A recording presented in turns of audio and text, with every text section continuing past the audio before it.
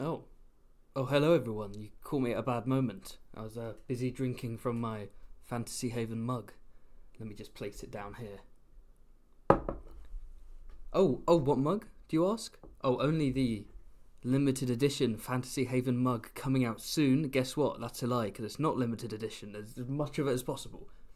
And it's not just going to be mugs, it's going to be t-shirts, it's going to be a hoodie, it's going to be a beanie, even.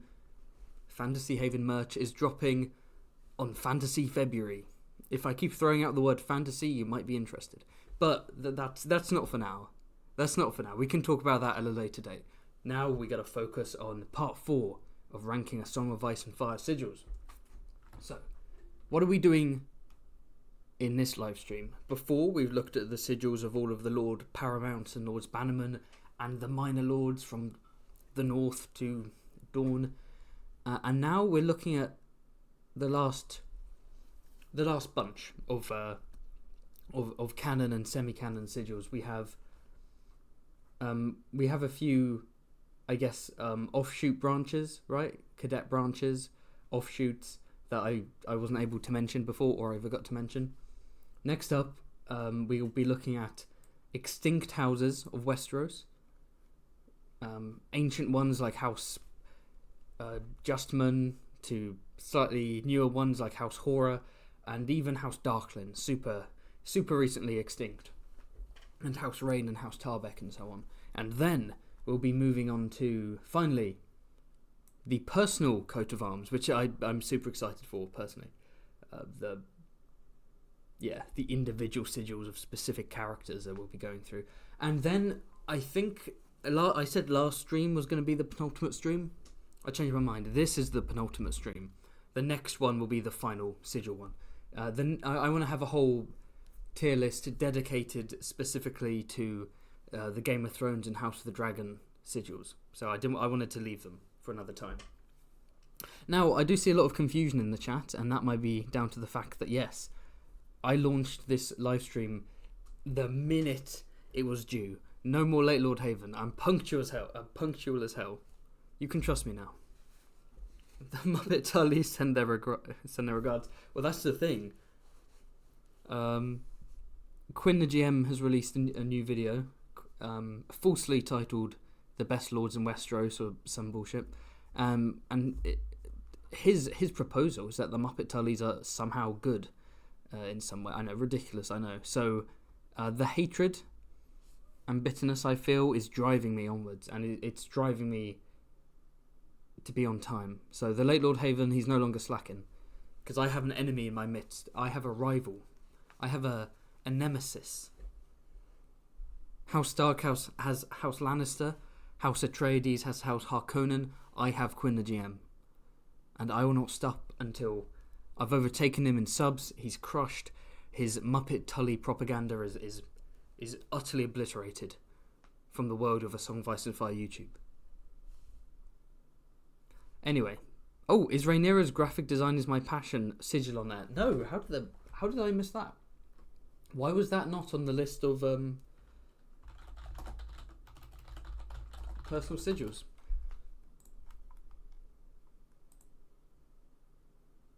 Yeah, because feel free to throw out any sigils or coat of arms that I've missed. Like, let me know immediately in the chat. I can rectify that. Sometimes I go, I'll use that for another time. But like, if I'm missing something, now is the time to let me know. Yeah, Rhaenyra's wasn't there. Huh, that's odd.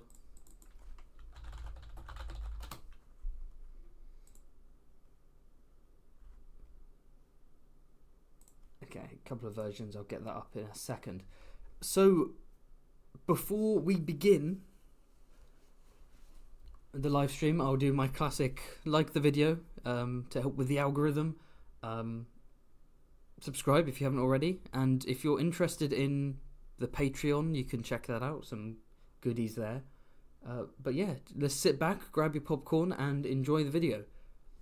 And as always, if you have any questions for me, or you want to temporarily bribe me with the ranking, or you just want to have me say something silly, feel free to send in the super chat to support the channel, because this is my job. So at the end of the day, it does help the channel going. It allows me to continue doing this for a living, which is lots of fun.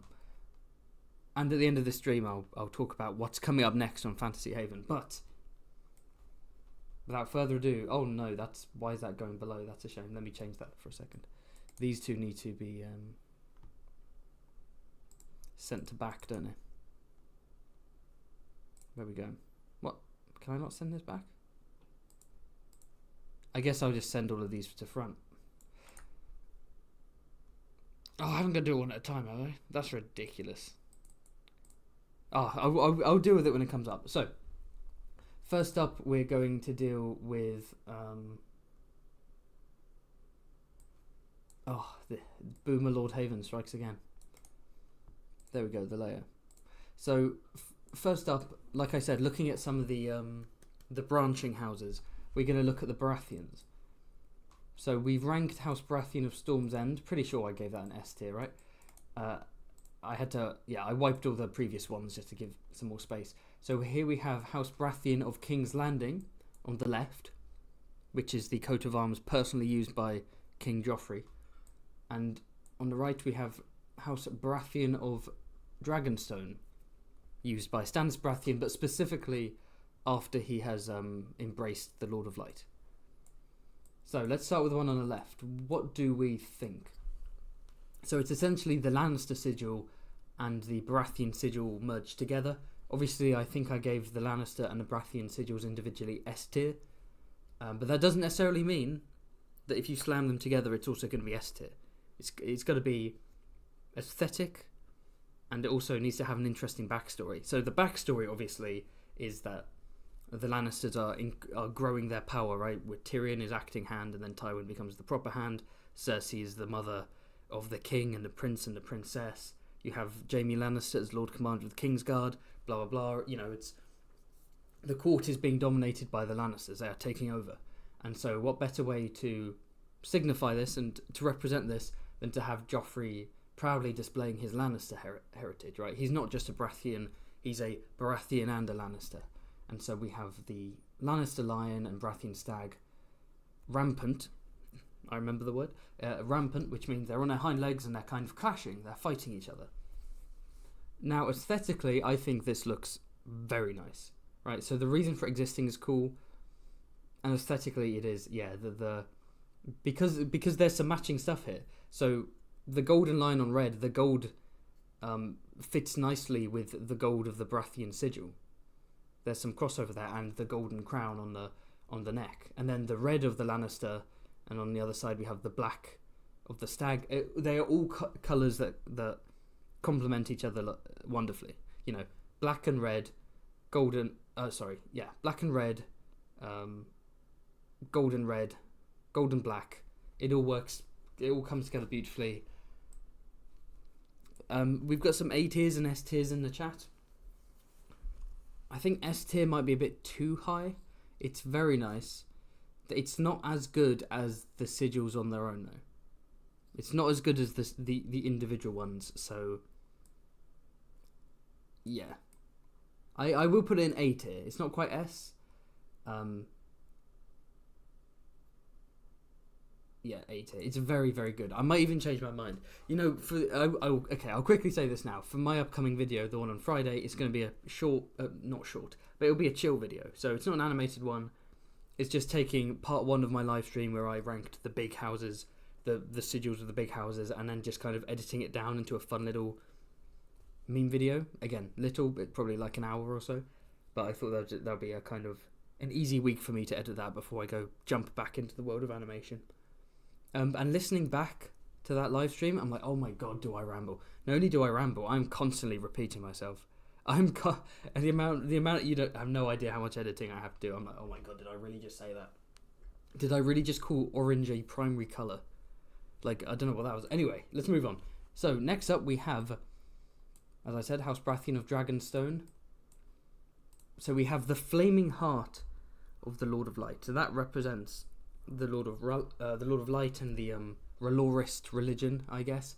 But of course, the Baratheon stag is within it, so it's a religious symbol as much as anything. So the Baratheon stag within a red heart, and then fiery flames behind it, and then you have the Baratheon the Baratheon gold in the background, Baratheon yellow. This is a famous sigil. It is banging. Like, it is a banging sigil. It looks great. It's putting together a lot of elements and making them work.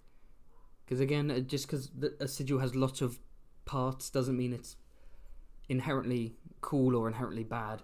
It depends on what assets go together. And I think the stag and the flaming heart is such a cool image. And obviously you have the red and gold, which goes well together. Oh, it's what I was saying about the previous sigil, right? It's the main colours being black, gold and red, and here it's black, gold and red. But it's way more creative and interesting than just the lion and stag rampant of the previous one. I'm thinking S tier just for the Manus.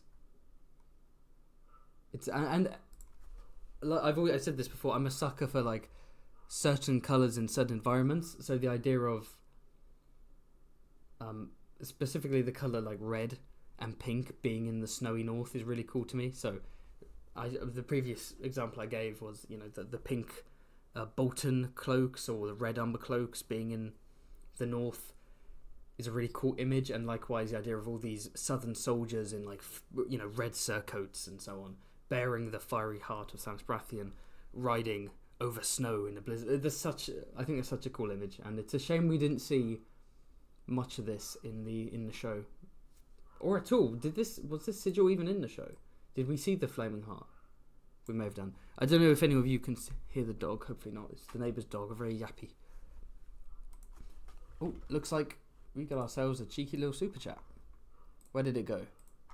Maybe I imagined it. Oh no. Thank you for the super chat from Zatoz 222222. Thank you very much. He says, I'm sure this has been asked again at some point, but if The Winds of Winter comes out, do you have any specific plans for any streams/videos? Honestly, I have. It's such a distant thing. It's such like this ethereal concept, you know, that I haven't planned anything. I don't think I have any plans for Winds because I have officially taken the black pill, and I'm like, yeah, I don't know. I can't comprehend it coming out, so I have not actually planned anything for it. I would probably just panic and be like, oh shit, Winds is out, what do I do? I guess I do a celebratory live stream where I probably just chat about it, ramble about it, maybe talk to Quinn the GM, some other YouTubers. I'd probably take a look at what videos I should release before Winds, as in like, what kind of, you know, get the big one. What videos should be released before, and which ones should I wait for afterwards? So if I haven't, let's say it's announced, and I haven't done History of House Stark, I should probably step back and be like, okay, I should delay History of House Stark until after Winds, right? Because there could be way more that house goes on to do. Well, there will be, obviously. Not maybe, there will be. Whereas other things like, I don't know, looking at the history of extinct houses, that's something that I can do before Winds comes out. There's no point in waiting till after. But in terms of what videos would I do specifically related to the Winds of Winter, I guess predictions would be fun, like animated prediction videos, maybe like a countdown thing. I don't know. Lots and lots of I don't know. I think I'd celebrate. I'd plan things out a bit,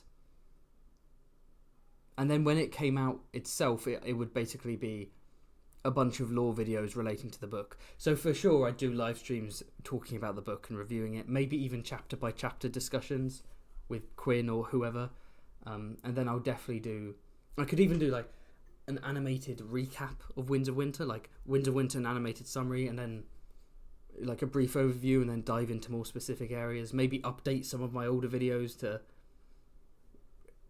integrate it more with Winds of Winter. Again, there's no hard plan, but who knows, maybe George will surprise us all in 2024 and he'll say screw it, Winds is coming out, and then boom, whole new level of content from Fantasy Haven. But in the meantime, we have House of the Dragon to look forward to. Okay, let's move on to, god damn it, from House Baratheon back to House Lannister. we have the Lannister and Darry sigil quartered. So this is the Lannisters of Darry, from when Lancel Lannister, the firstborn son of Sir Kevan Lannister, marries Amarai Frey, who's the daughter of Marria Darry, and so she has a claim to Castle Darry because the male line is essentially extinct, although there is a male bastard somewhere. And so they create, it's another way of the Lannisters seizing more castles, seizing some land, but Lancel ends up dissolving the marriage because he never consummates it, and he joins the faith, and he's like, I don't want any Freyosi whatsoever, just leave me alone. But while he is married, this is the coat of arms. It's interesting. Makes you think, why is this specifically quartered and not halved like the Lannister Baratheon one? And I think it's just an aesthetic thing. So when you have two animals, you can have them fighting each other rampant on a halved shield. But when it's a lion versus the Black Plowman of Darry, I mean, what are you going to do? Are you going to have the Lannister lion on one side and the plowman raising his plow like he's going to, like a chair in wrestling, he's going to smash it over the head? So it's quartered. Quite ugly for me. This is a very ugly sigil. The Lannister sigil is beautiful. The Darry sigil sucks. I think I gave the Darry sigil F tier in a previous stream. You know, celebrating peasantry. That shouldn't be allowed. Unacceptable. Also, the black on brown, terrible colour scheme. And merging them together, the Lannister sigil does not elevate it. If anything, it's worse because it's more garish. Because there's so much of a clash between the black and, like, the brown next to the Lannister red. Oh, this might be F tier. This is actually kind of trash. E or F tier? Is it actively offensive? It kind of is. I'm going to go F tier. Plus, it's linked to the phrase, so it says everything about it is icky. There you go. And stay there. Next up, we're going to move on to some extinct houses, starting with the one, the only, House Blackfire. I love how those black bars keep getting in the way. House Blackfire. Is Bitter still in the chat? Because he watches almost all of my live streams live. If this is the one he misses, that would be quite funny. Where are you, Bitter Steel? Where are you? He's not here. Everyone can relax. Okay, so remember, this is not political, right? I'm not picking a side. I'm not going to judge this based on whether I like the Blackfires, whether I support them, whether the king who bore the sword is legitimate in my eyes. No. This is purely based on the aesthetics of the sigil. So the Targaryen sigil is a black dragon on... is a red dragon on black.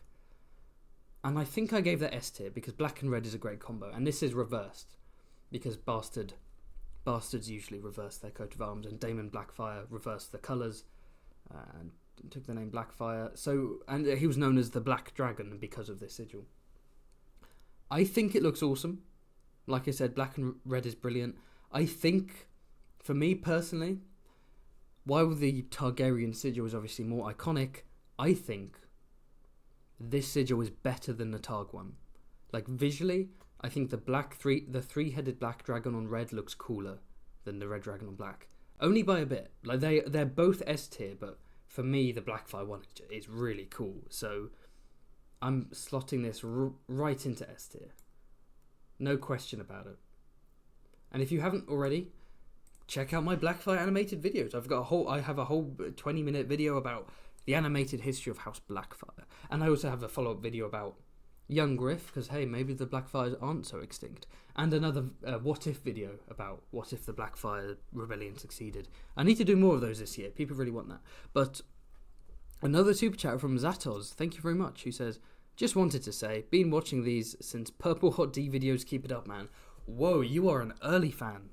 Purple Hot D videos. God damn, they've been watching since the reviews.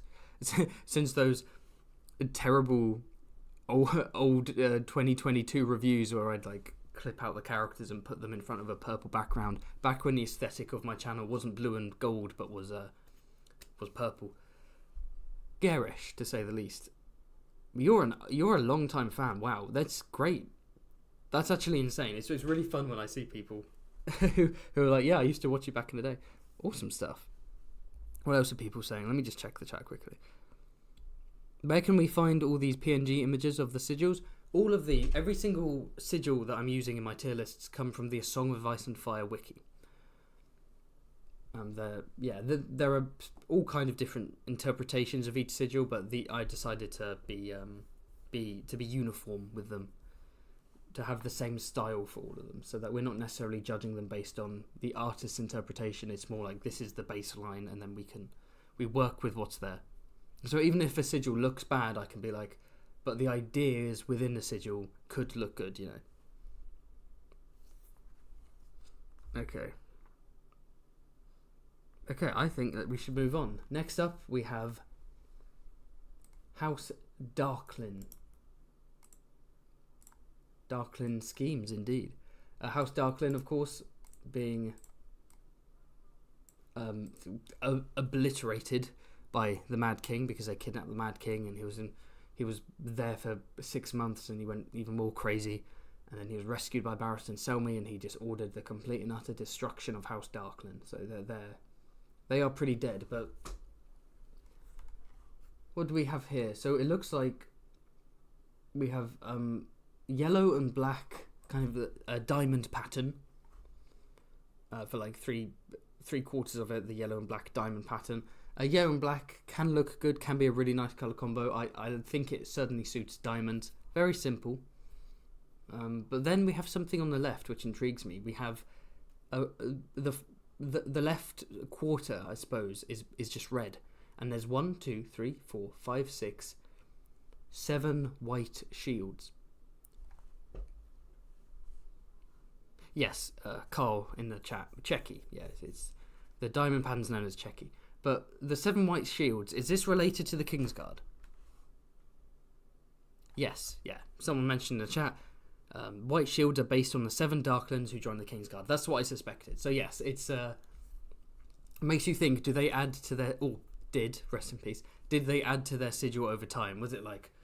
Maybe the original was just the Checky, and then when they had someone on their Kingsguard, they found a way to fit it in, and then they had 3 Darklands on the Kingsguard, and they're like, you know what, let's add a little crimson bit on the side, and we can have 3 white shields, and then they just keep adding to it every time there's a new member of the Kingsguard.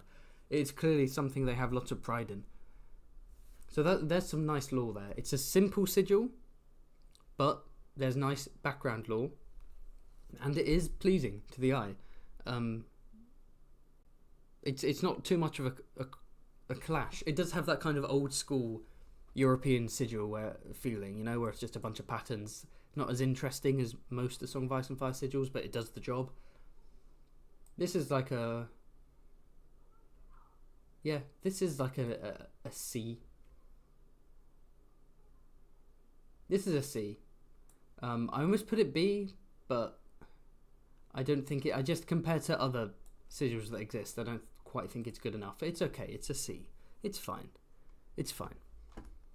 I see. Okay, that was in a weird order. Let's go to a more... Wait, no. Yeah, no, I don't want to confuse myself. I do actually have these in a specific order, so let's go. As in, yeah, I wrote the names down because I'm not going to remember all of these off by heart. So I recognise this one. This is House Justman, because we have... Oh, yeah, and this is an extinct Riverlands house, right? There used to be the Justman Kings. So we have the golden scales of justice itself on a white shield, and it's bordered with white, but there's a couple of blue lines, right? Like blue borders. So it's like on a white shield, the colour scheme's lovely. The white, blue, very, very, very Riverlandy vibes, you know, white and blue. And then, well, most Riverland sigils have that blue to kind of denote the very rivery nature of their land, I suppose. And then golden scales of justice gives it that extra, you know, that extra, that regal flourish. And again, it links to their name. They are just men. They're canting the arms, making a pun based off of their name. They are just rulers. They are just men. So the golden scales of justice are on their sigil. It's very simple. It looks nice. I'm not super excited by it. Like, I wouldn't want a poster of it. I do. This is one of the instances where I like the simplicity, and it works in its favour. So honestly, I'm going to go B tier for this. I'm going to go B tier for House Justman. which may be controversial, I don't know. Saul Goodman. House Goodman is a different house altogether. You should meet 20 Goodmen. We actually see him in the show. It's crazy. Okay, next up we have another old house from the Riverlands, House Teague. And this is lovely because we got some Baratheon colours here. We got black and gold, and also Beesbury colours, more importantly. So House Teague, we have a golden trident on black, but it's that special kind of, I'm not entirely sure what it's called, but in the corners, not in the corners, sorry, to the sides, we sort of have golden semicircles almost coming into the sigil. Let me look up what the official phrasing is.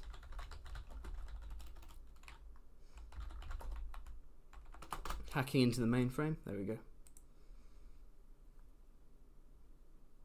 Oh, flanches. Okay. Yeah. Golden trident upright on black between two golden flanches. Okay, they're flanches, whatever. Aesthetically beautiful. Very simple. You know what? The more I look at it, the more I like it. I'm thinking A tier. It's cool. I don't know if it has the special sauce for S tier. Has it got the special sauce? Is it a bit... I'm going to go A tier for now. Yeah, I don't oversaturate S tier. I kind of overdo S tier. S tier has to be super special. So, we're going A. Mud Bros rise up. We're getting onto the muds soon enough. I'm just checking the chat.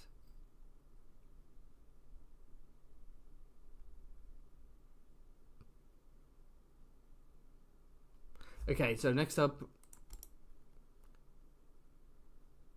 as I said, we have House Mud. There has to be a way I can get these black bars. Oh, I can. Oh, okay. That was easy. Boomerhaven, House Mud. So, another Crownland house that used to be kings. A big golden crown with emeralds within it on a field of, what colour is that exactly?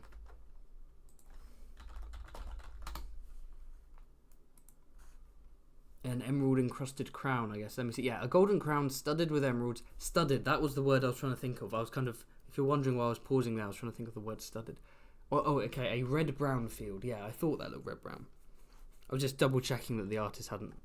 That part of me was thinking it was supposed to be brown because, you know, mud. But red-brown, no, that works. I like that. So having a... You know, it's nice and simple. They're kings, so they have just a big old fuck-off crown. That's how they're symbolising their family. We're kings. This is our crown. Kneel before us. I like that. It's confidence. And then golden crown encrusted with emerald. That's great. That looks great.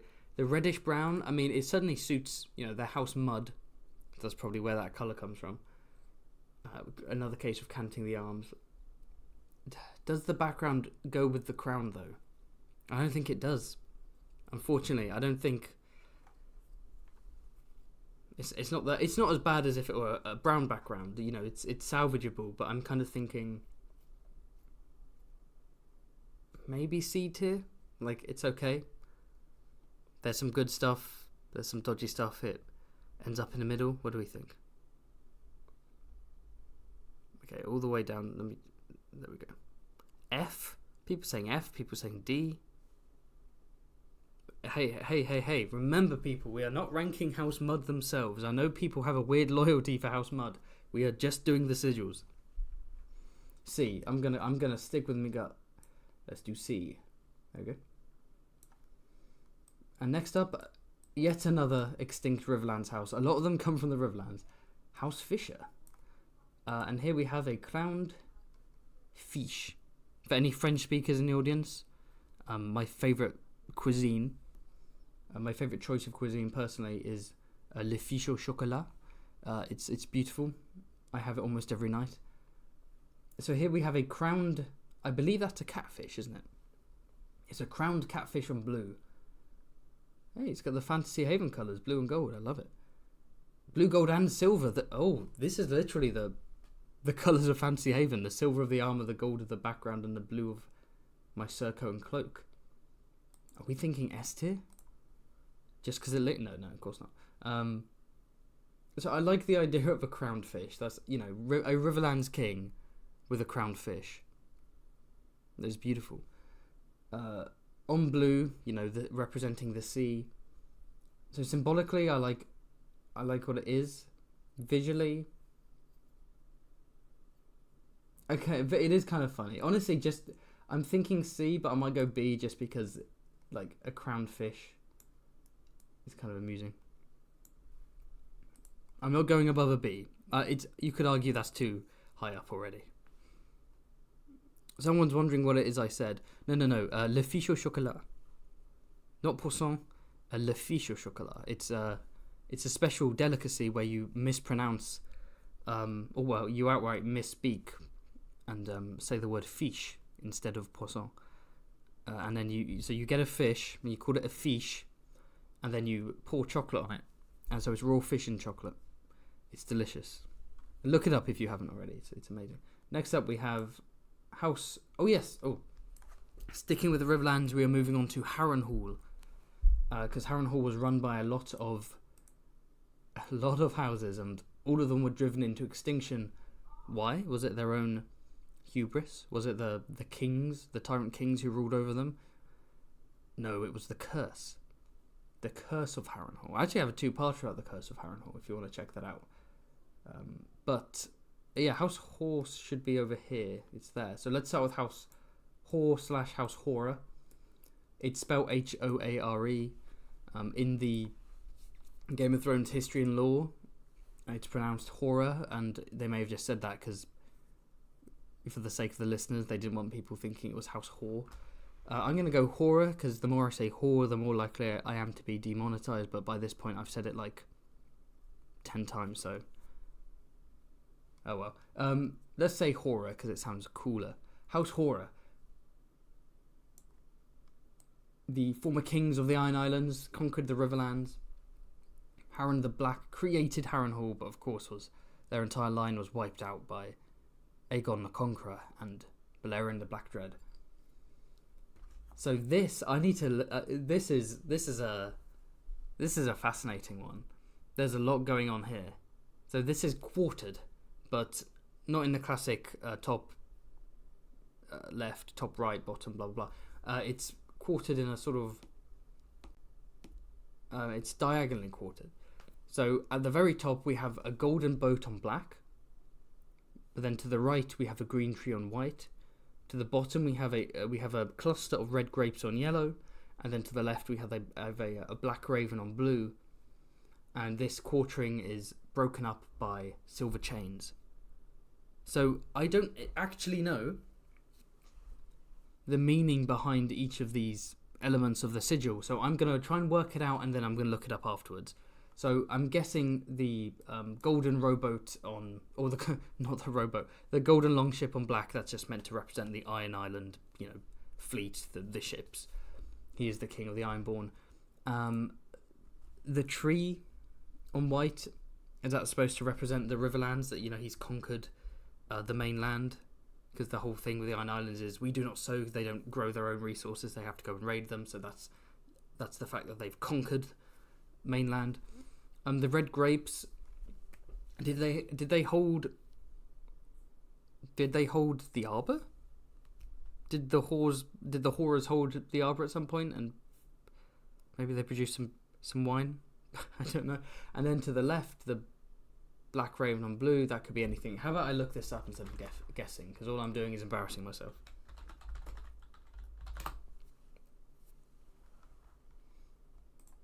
Let's have a look.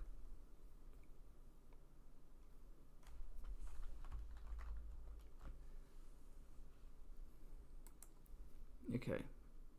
The longship for the Iron Islands. Yep, I got that right. The green pine for Bear Island. Oh, of course. Because the Ironborn used to rule over Bear Island until it was given to the Mormonts. And there's like a couple of legends about how that happened. Some people say the Stark King at the time convinced the Ironborn to give it up.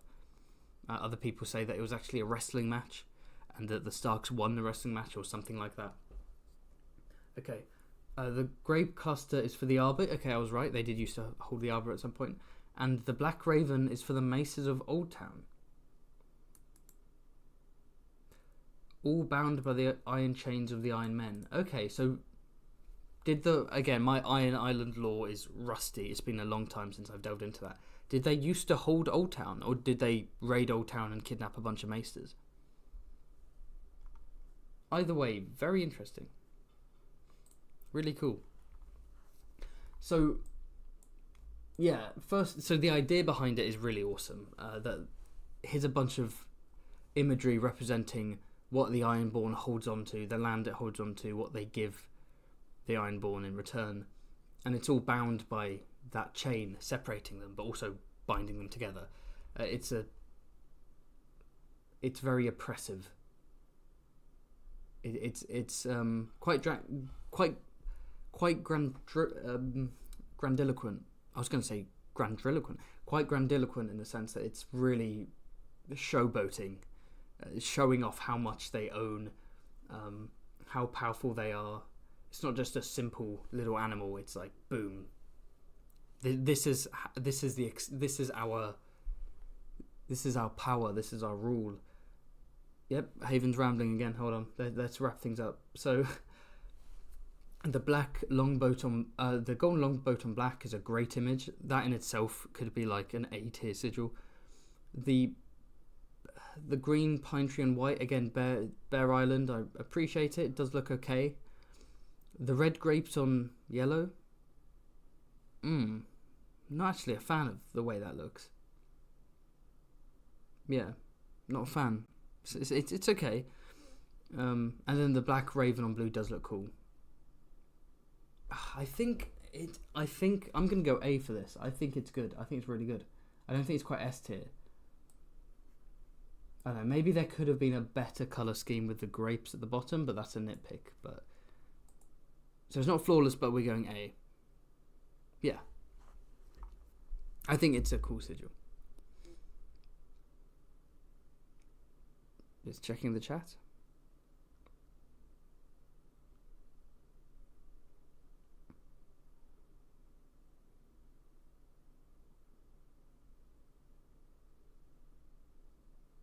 Okay, next up we have the next house who ruled over Harrenhal, that being House Caeharis.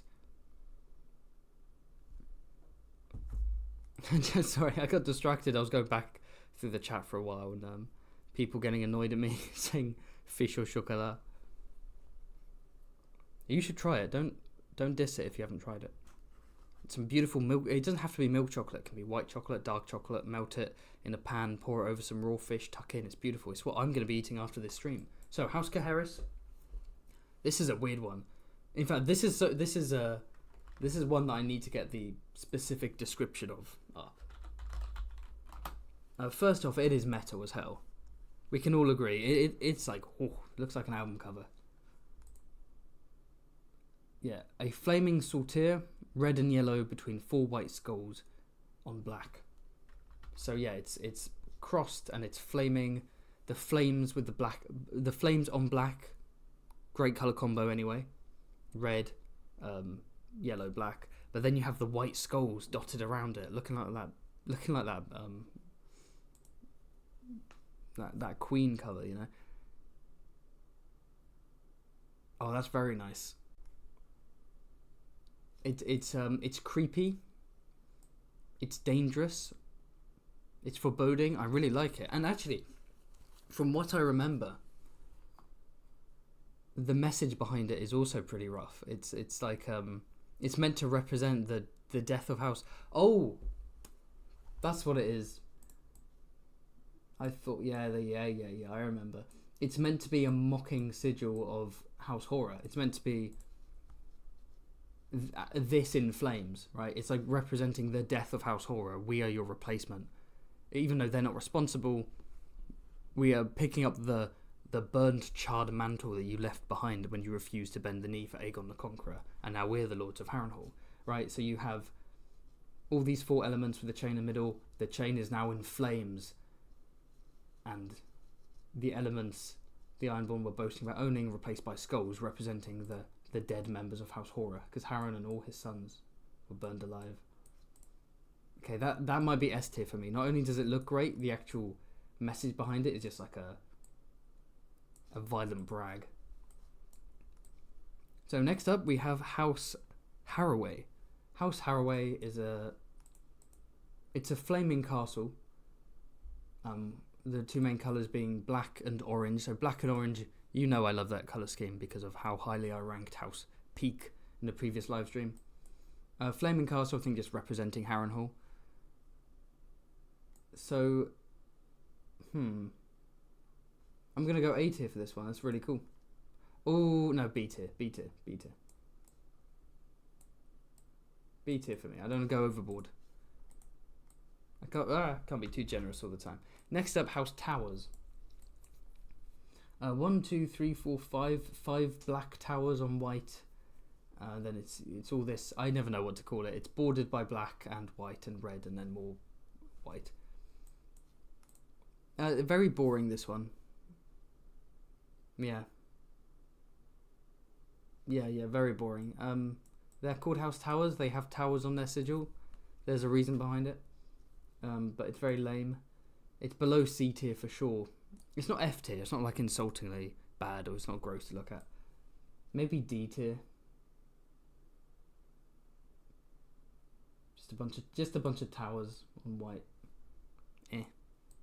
Basic and not in like a fun way or a minimalist way. Just kind of rubbish.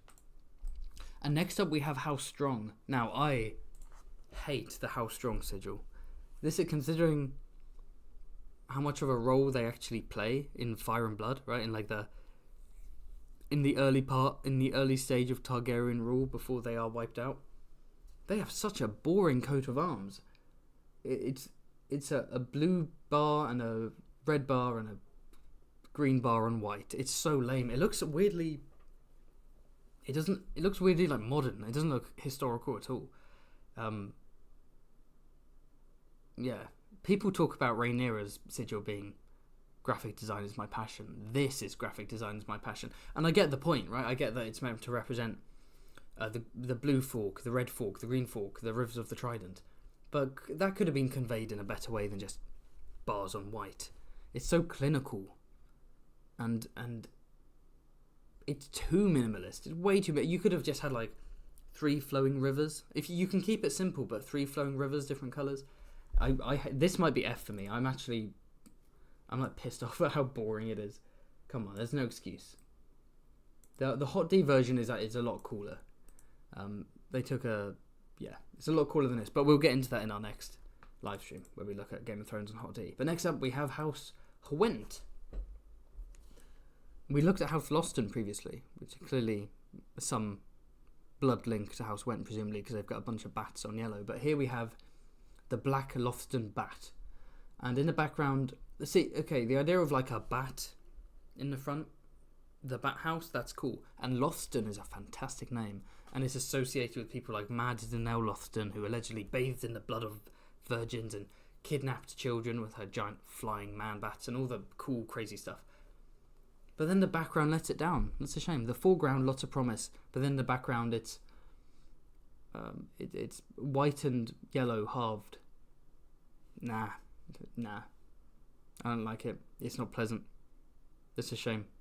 House Lothston, you could say House Lothston are like AS tier in terms of a house, but if we're just looking at the sigil, I'm disappointed by it. I'm really disappointed by the background. I'm tempted to go D, but that feels too harsh. D or C. I'm being harsh today, D tier. D tier for House Hwent. That might be controversial.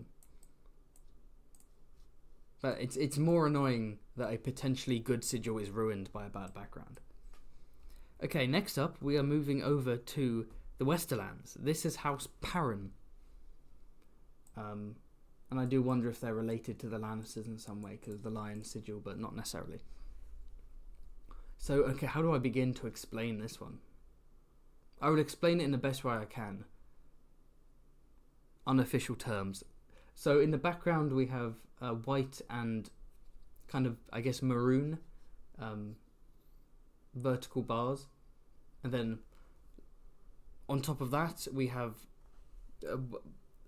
yellow, like, I guess triangles, not triangles, but yellow things from the side coming into a point, and within those yellow things are black lion heads.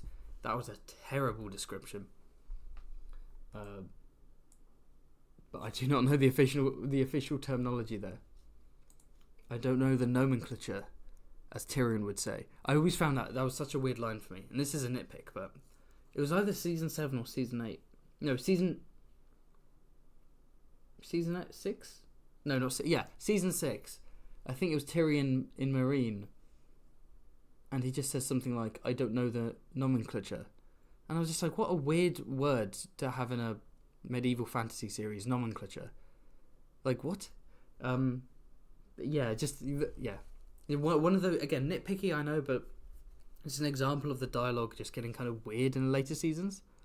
Just like, it just doesn't fit. Like, you just need like a proofreader to be like, nomenclature doesn't belong in Game of Thrones as a word. Anyway, man's rambling. What does this look like? It's not very pleasant. I like the idea of a black lion on yellow. That's cool, but I mean, the Grandison sigil is the sleeping black lion, but you have this gross background. It doesn't go together. It doesn't. Some people are like F tier in the chat. It doesn't piss me off that much. I'm gonna go E tier. No, not E tier. D tier. It's not that bad. D tier. But I'm being harsh today. Lord Haven is a just lord, but a firm one nonetheless. Okay, now we go into the best extinct house of all time, House Rain. Check out my House Rain video if you haven't already. I love how I'm shilling my videos to the like 150 people watching, all of whom watch my content, because no one's watching my live stream who doesn't watch my content. That's the thing with being a YouTuber. When does reality stop and the grind begin? You know what I'm saying? Anyway, here we have the red lion on white. So, House Rain, their sigil being a lion in the first place is just cool, because they are meant to be like the rivals of the Lannisters, the second most powerful house. They rule over, the Lannisters rule over gold mines, the Rains rule over silver mines. Gold and silver, they're second place, they're always second fiddle. They're still super powerful.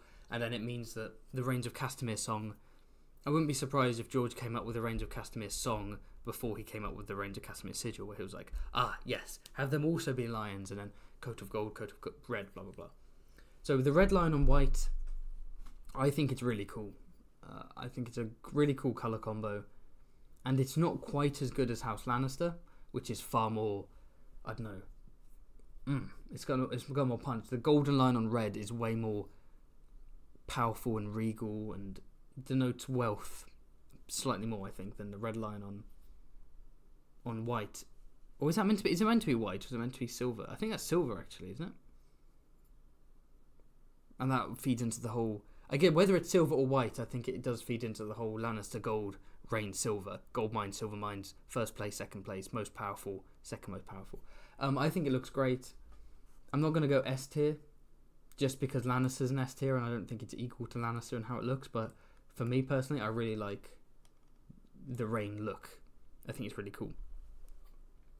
Someone in the chat says they prefer the Rain one. I fully understand that. I get that take. Part of me is wondering if I also kind of prefer it, and I'm lying to myself. I think I'm going to keep it on A. But then we have, moving on from the Rains, that was pretty quick, we have the people the Rains rebelled with, that being the Tarbecks. And this one's kind of, this one's not as interesting. Again, we're back to whatever it's called, where it's the 12, where the sigils, the background split into 12. I still can't remember what it's called. I did look it up in a previous stream. It slipped my mind. It's the background that looks like the 2010 meme images.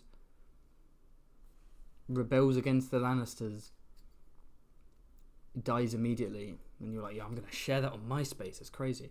But so yeah, it's a 1, 2, 3, 4, 5, 6. So yeah, a 7-pointed star on that background white and blue. And hey, I like white and blue, but it's not super interesting. I think it goes together well. Like, it's cool. I do like the way it's laid out and how the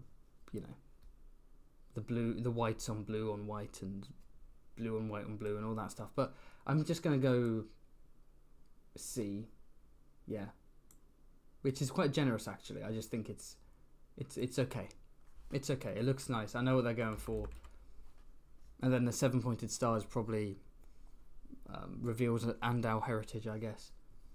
I get it, but it is what it is. So next up, we're going to move over to the Iron Islands, which is,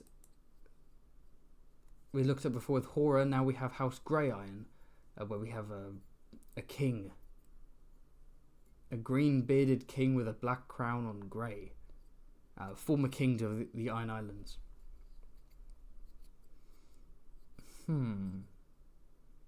I mean, the House Mud Sigil is a crown, and the Ironborn version is not just a crown, but the crown on the king's head, looking like, what you looking at, boy?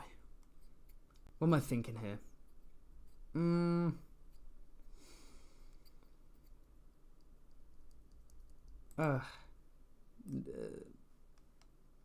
not a fan. I looked into his soul. He bore into my soul. There was a connection there. Sorry for the sudden silence. I've decided I don't like it. I'm gonna go D tier. He does scare me though. Maybe I'd go high. Maybe I'd go lower if he didn't scare me so much. What are people saying? People saying B. BS. Wow. Goofy. Angry Greenbeard boy.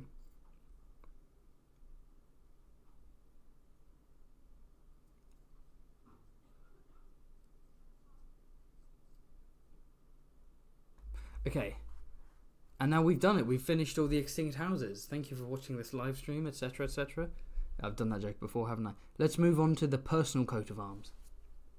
Up above we have the personal coat of arms of powerful nobles, and down below we have the coat of arms of just your average hedge knight. What do we want to do first, hedge knights or nobles? Let me know in the chat. Oh, you know what? We haven't done a poll in a while. Let's do a chat poll. Chat polls are always fun. Except for those who aren't able to take part in them, like those listening live, but that's neither here nor there. Those listening non-live, rather, after the fact.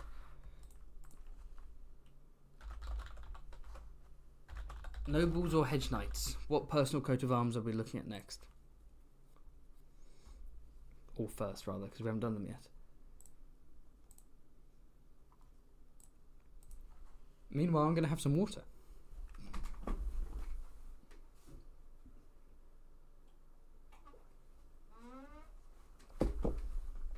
A refreshing sip from my Fantasy Haven mug. Keep your eyes peeled, it's coming. I'm telling you now, the merch is coming soon, but not yet. Shh, don't tell anyone. Give it a week. Give it a week.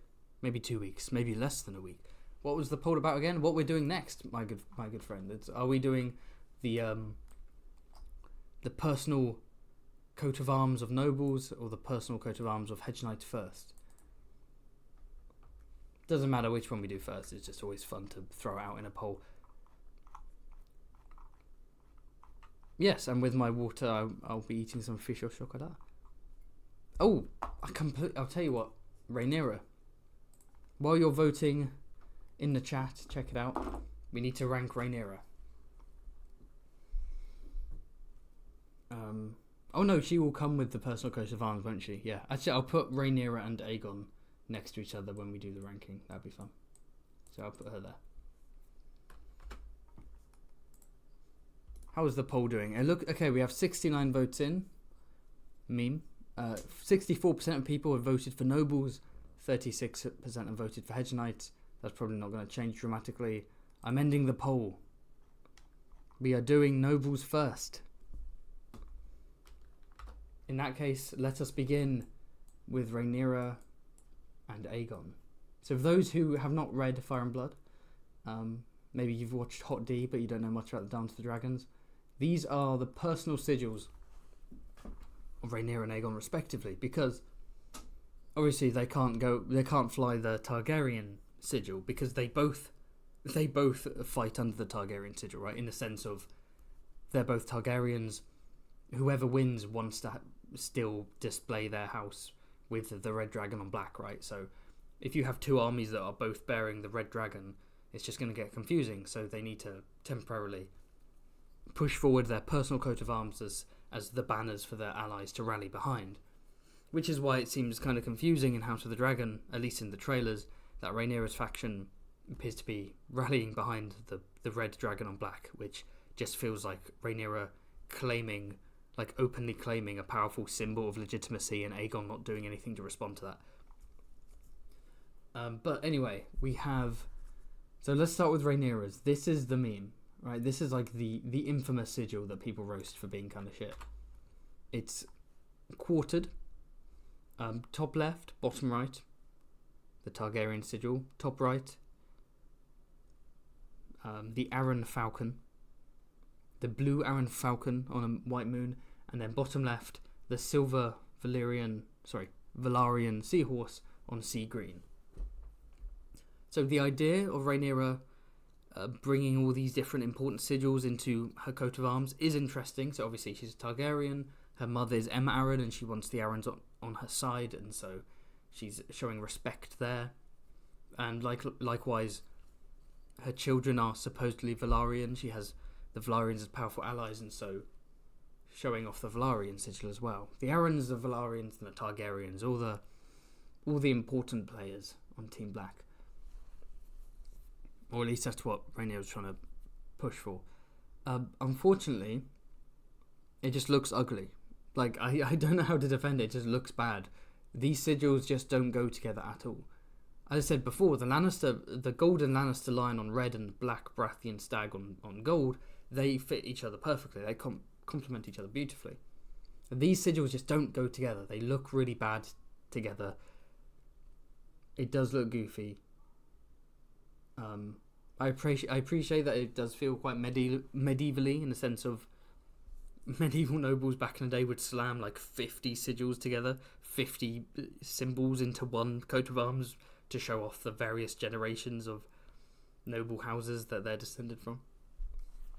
But it just doesn't look good. I'm not going to put F tier or anything like that, because it's not like grossly offensive. But it does look very bad. I'm going to go E tier. Again, no politics. This is not a statement of Team Black or anything. I just think you could have had something really cool. Like, you could have... There's got to be a compromise, right? Between this cringe and just in the show... Based on the trailers, I could be wrong. And then in the show having Rhaenyra fly the red dragon. Like, okay, no. There has to be something in the middle. Like, how about a silver dragon on black? How would that be? The silver Valyrian seahorse. Take the silver from there. Silver dragon on black. That could look cool, right? I don't know. But next up we have her rival Aegon Targaryen, and his sigil is the golden three-headed dragon on black, and not the red. The golden because of his dragon, Sunfire, which is renowned for being this beautiful, shining golden beast. And so it's it's a loving reference to Sunfire, which is also a symbol of his power, right? And of course, Rhaenyra can't quite do the same because Syrax is yellow, so it would just be gold on black versus yellow on black, which would look dumb. But this is a great sigil, honestly. Gold and black looks awesome. I speak to spin things around, right? Saying I don't like what they were doing in the show trailer. What I do like in the Hot D season 2 teaser is that Aegon's symbol appears to be a golden dragon on like dark green, and I think that it looks nice, and it's a nice way of representing the Hightower support, you know, where he's like golden dragon to represent my dragon, but dark green in the background. It goes well with the gold, and it's a nod to my Hightower heritage and the Hightower support I have. I like that because it sounds like they threw a feeler out, right, in episode 10 of House of the Dragon, where when Otto comes to Dragonstone to negotiate, they say, "Oh, a banner, yeah, a ship was coming to Dragonstone, and there was a banner on it, and it was a green dragon on black." And it seemed like that may have been the original idea for the Team Green sigil, but there was some backlash online, and maybe they're always going to change it, or they were looking for feedback, but they decided to scrap the green dragon on black, and I'm glad, because that is a cool image, but it's a bit too on the nose. I do prefer gold on dark green for the show. But anyway, that's a tangent. We're not ranking that one. We're ranking the golden dragon on black, and I've got to say, I think nice and simple, S tier. Like, that's a beautiful sigil. Gold and black is always really lovely, but that looks great. That looks wonderful. Yeah. That's like wallpaper worthy, you know. And we have more Targaryens. We have quite a few Targaryens who had personal coat of arms. So let's move on to... Oh, wait, no. Before we do that... Yeah, no. Who are we doing? Let's do this boy first. Yeah. So... Can anyone in the chat tell me who this coat of arms belongs to? I want to see if anyone's going to guess it. So this is a black dragon. This is the red dragon on black, but it's bordered with red. Does anyone know who this is? I originally had Maekar sigil up, but I went down because there's someone before Maekar in the line of succession that I wanted to showcase.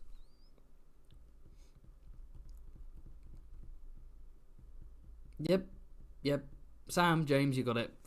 Valar. Prince Valar, the heir to the heir, right? So he's the firstborn son of Baelor Breakspear, the firstborn son of King Daeron II, Daeron the Good. And Duncan the Tall in the Hedge Knight sees him bearing this sigil. And yeah, it's the Targaryen sigil, but it's just bordered in red, so it's just a unique way of having his own little sigil. Yeah, it's cool. It's just it's the Targaryen sigil, but not as good, because the simpler the better for something like this. But it's still really nice to look at. It's just the Targ sigil. It's an S tier sigil with a red border, so like, and the red works, so like A tier, honestly. It's quite nice. Wonder if we'll see Valar in the HBO Duncan Egg. We probably will, right? There are a surprising number of characters in those novellas. There's a lot of... Even in the short stories, George likes to cram in a bunch of characters, but they're all really awesome. He juggles them so well together. Like, I don't know how he does it. But hopefully we'll see some Valar. Okay. But now we can move on to Prince Maekar Targaryen, aka King Maekar I. His sigil is pretty simple. It's quartered, and it's just 4 Targaryen dragons on black to represent the fact that he's the 4th son of King Daeron. So it's just like, yeah, I'm the 4th prince, so 4 dragons. It's simple, it's fine. Does it look as good as like a single dragon? No, of course not. It's worse than Valar's one. But it's still cool. Like the sigil itself is still cool, so it's just the sigil times 4. It's kind of a weird ranking, so you know, it's not super cool, but I'm thinking B tier.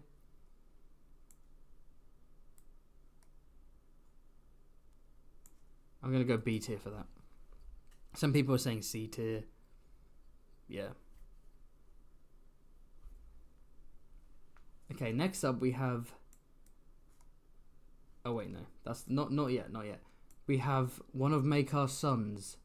Which of his sons, if you can tell me in the chat, who knows who this belongs to? Which of King Maekar's sons bears this sigil? This one being the Targaryen sigil, but the Targaryen dragon is facing the other way, like it's flipped. As you can see, flip. That's the proper one, and this is flipped. Who could it be? It's not Aerion, it's Daeron. James back in it again. It is Daeron. Daeron the drunk. Daeron the drunkard. Is it Daeron the drunkard or Daeron the drunken? It's drunken, isn't it? Or both. Yeah, so... Yeah, this is lame. I'm sorry. He's a cool character, but... You can't just take the Targ sigil and literally just like flip it over and be like, yeah, this is mine. Like, really? Yeah, I don't know. I think this is kind of shit, actually. Very uncreative. C tier, because like it's a good sigil, just flipped, but it's a really boring way to do a personal version of Targaryen sigil. It's just lame for me. And then next up we have another Targaryen prince, and I think all of you will know what this is, but I'll let the chat decide, because let someone other than James work it out, or is James gonna slide in? Who's this one?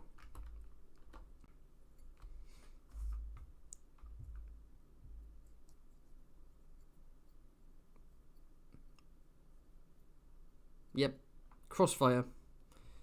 Aerion Brightflame, you're right. So yeah, for those who aren't watching, those who are just listening, it's the 3-headed Targaryen dragon. The middle head is red, like the rest of it, but the head at the bottom is orange, and the head at the top is yellow. 3 different colours, and they are each different colours associated with flame. Yellow, orange, and red. And I think that's really cool. I actually think this is how you do a personal coat of arms for like a prince who's like several steps behind in the line of succession. He's like, what spin am I going to put on it? I know. Let's have some flame-coloured heads. I think it's really awesome. So, is it better than Daeron's one? Yes. Is it better than Maekar's? Yes. It's better than Valar's. Is it on par with Valar's one? No, I'm thinking S tier. Is that controversial? Someone's saying it's ugly. Yeah, literally, we have beautiful, and Callum says beautiful, and immediately underneath it, Manny says ugly. Screw it, let's go S tier, screw it. We're being kind today, as we are every day. Thank you for the super chat from Vandalman8, who says, very sad to have missed you reviewing Stannis, but glad to see you put his sigil where it belongs. Insert meme about milk. I will not fall for any more milk trickery in this chat. I'm telling you now. In any of my live streams. I wonder if Lyce's personal coat of arms was just like a giant milk bottle. That would have been fun. So we've done... But yes, thank you very much, Vanderman. Very kind of you. Yep, I gave Stannis S, as you can see, because I thought the colours all come together nicely. I like the link to the Lord of Light. And I love the aesthetics of his loyal soldiers wearing red and yellow while in the snow of the north. Like, I think that's just great. Anyway, we are now moving on from Targaryen princes to Targaryen bastards. This is the personal coat of arms of Bittersteel, aka Sir Aegor Rivers. His mother was Barbara Bracken, also known as Barbara Awuga Bracken, and the Bracken sigil is a red horse on a brown shield on a field of yellow, if I'm remembering correctly. And so what he's done here is he's got rid of the brown in the background. He's just got the red and yellow. The horse is red, but he's added wings to it. So it's a red horse with black wings, breathing fire. It is a horse-dragon hybrid, and that's who Bittersteel is. He's half Bracken horse, half Targaryen, because his father was King Aegon IV, Aegon the Unworthy. I mean, that is how you do a bastard sigil, right? None of this inverting the colours bullshit. None of this bend sinister of a certain colour, like Water Rivers. No. My mother's sigil is a horse, my father's is a dragon. Fuck it, dragon horse. Come on, that's so ballsy. I love it. The red on yellow isn't a great colour scheme. A bit garish. But I do admire the sheer balls behind it. So I'm going to go A tier. It's not going to go S just because the colour scheme could be a bit better, but let's put it there. That's nice. Bittersteel in the chat. Yes, Lord Haven, yes. Bittersteel has waited his whole life for this moment. Hey, it's a cool sigil. Hold on. Let's see if I can't find...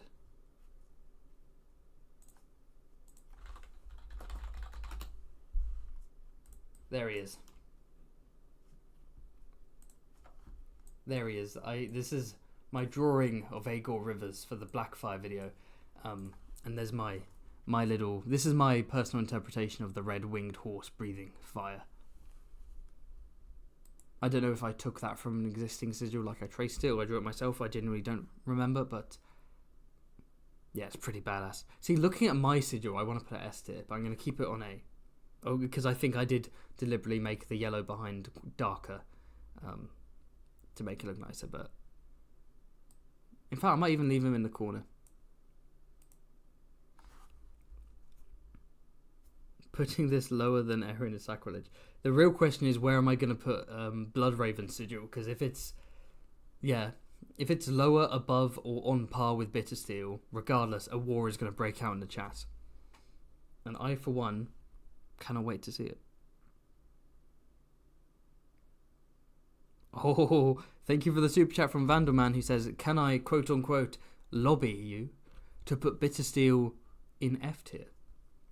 Well, first off, you can't lobby me to do anything because I'm not corrupt. We've established this. But if you do want to put your $5 on the table, I will pick it up, right, and put it in my pocket. And unrelated, I think I'm going to bring a Bittersteel down to F. Yeah, I just had a sudden change of heart. Thank you, Vandalman. You are a legend. Yeah, not all bastards can invert their coat of arms. Not all bastards can merge them. And now we're going to go on to Bloodraven himself, Brynden Rivers, the half-brother of Bittersteel.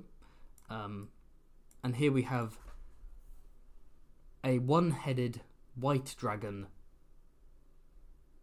Oh, yeah, a one-headed white dragon on black with red eyes and a red tongue. So, first off, before I judge the sigil aesthetically, why does it look like this way? So there are a couple of reasons. The mother of Bloodraven was a Blackwood, and as we know, the Blackwood sigil is the white weirwood, and likewise the white weirwood tree. Sorry, and the black ravens, but there's a red background, and likewise this dragon is white, but also Bloodraven as an albino. He has very pale skin. He has white hair, like not Targaryen silver, but like white hair. He often wears a hood, probably to protect his skin from the sun, because people with albinism or albinism, however you want to pronounce it, get damaged more easily by sun rays. They're more sensitive to the light, and he has red eyes, and thus does the dragon also have red eyes. Now, I think albinos having red eyes is a bit of an exaggeration. Animals with albinism do have red eyes. Humans who have albinism, it tends to be pinker in hue. Sometimes it's just paler. I guess in some photos it can come across as red, but Bloodravens are more like stereotypical kind of caricature of an albino, properly red eyes. And so he's made an albino dragon. That's what it is. It's a one-headed albino dragon. One-headed probably to signify that he's a bastard, right? Where like if he did 3 heads, that's too bold. That's too presumptuous. That's almost saying I am a Targaryen, right? Like how Blackfire is the reverse sigil. It's almost a claim to legitimacy. Where Bittersteel's like, no, I'm a horse dragon. I'm a horse dragon. I'm not a claimant to the throne. I'm a horse dragon. And then Bloodraven is saying, no, not a 3-headed dragon, right? Not a Targaryen, just the one head. I'm an albino dragon. I'm just a one-headed albino dragon. And yeah, so the thinking behind it, albino dragon, and again, I think it does have to partly be the black, red, white colour scheme of the House Blackwood sigil. How does it look? Visually,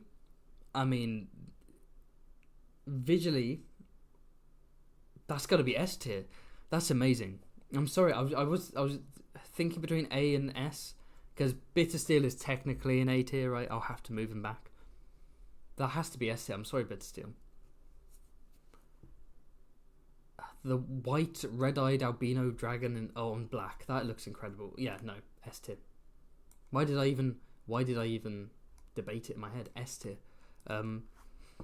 We have a Bittersteel in the chat. We should have a Bloodraven too, just to balance it out.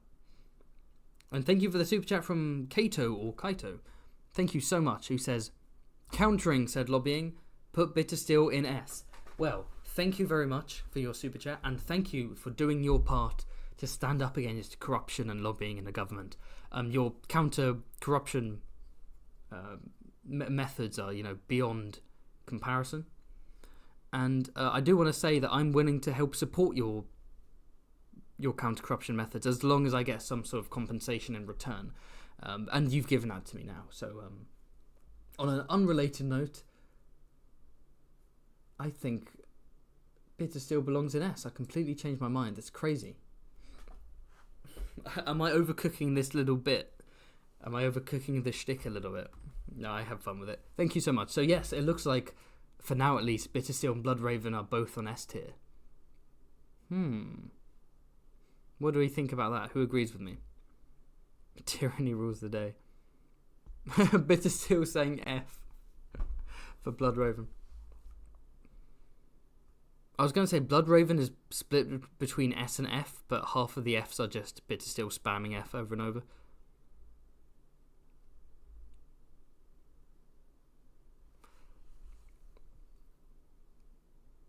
Okay, so next up we're moving away from the Targaryens and we're going to the north. We have Robb Stark's personal coat of arms, which is a grey direwolf head on white. So, it's just the House Stark sigil, but it's just the wolf's head. Maybe specifically referencing Grey Wind, who's a grey direwolf. Yeah, it looks cool. The Stark sigil, I think I gave the Stark sigil A, right? Did I give the Stark sigil A or B? Because it's I don't think it's a worse Stark sigil. I think that just having the head is fine. Did I give Stark? I gave Stark's B, right? Oh, excuse me. Oh, I'm allergic to lobbying. I think that's why I'm sneezing. All this corruption's against me. I can barely sleep at night. I'm racked with guilt. I think I gave the Starks B, right? So I'm going to put it in B because it's just like, yeah. It's a low B, but it's a B nonetheless. Next up, we have the personal coat of arms of Roderick Riswell. Now, the House Riswell sigil is usually a black horse with a red mane on brown bordered with black.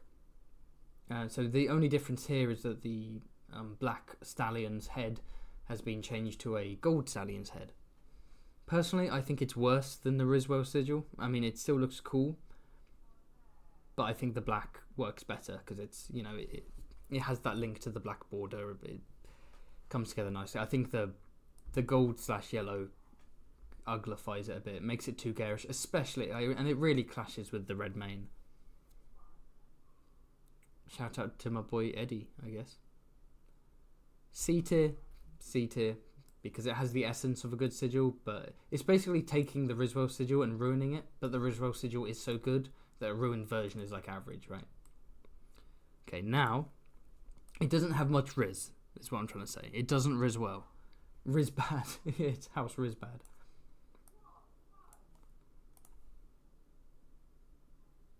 Oh, the neighbour be wildin'. Anyway, yes, so now we have, what's this? This is the personal banner of Barbary Dustin, who of course was formerly Barbary Riswell and then married Lord Roderick Dustin. And so her coat of arms are her late husband's personal sigil, quartered with the sigil of her family house, Dustin, that being the two rusty black long axes on yellow underneath a black crown.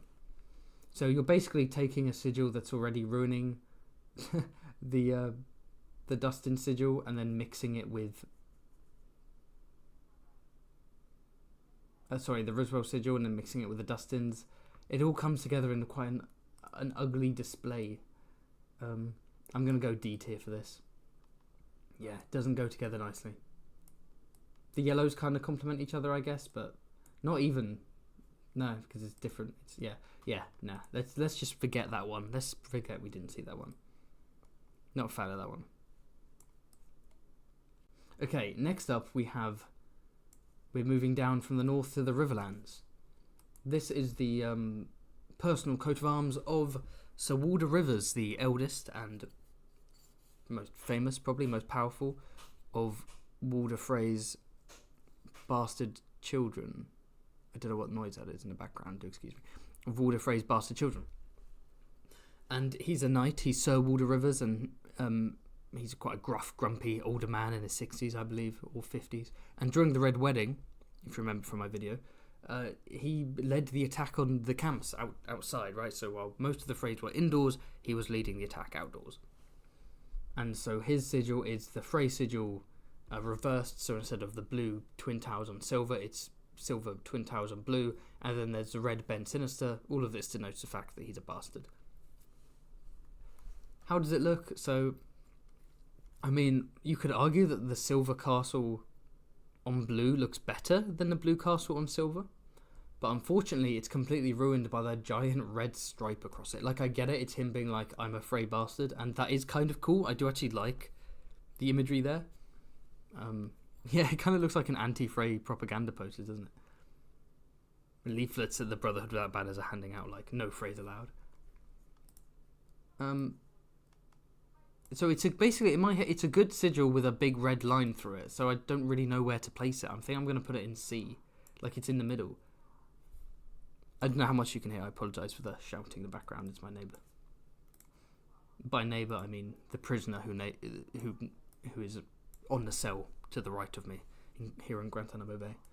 Okay, so here we have this, so, bit of context. Walder Rivers goes on to marry a member of House Charlton, I believe, which is a vassal of House Frey, and this is the Charlton sigil.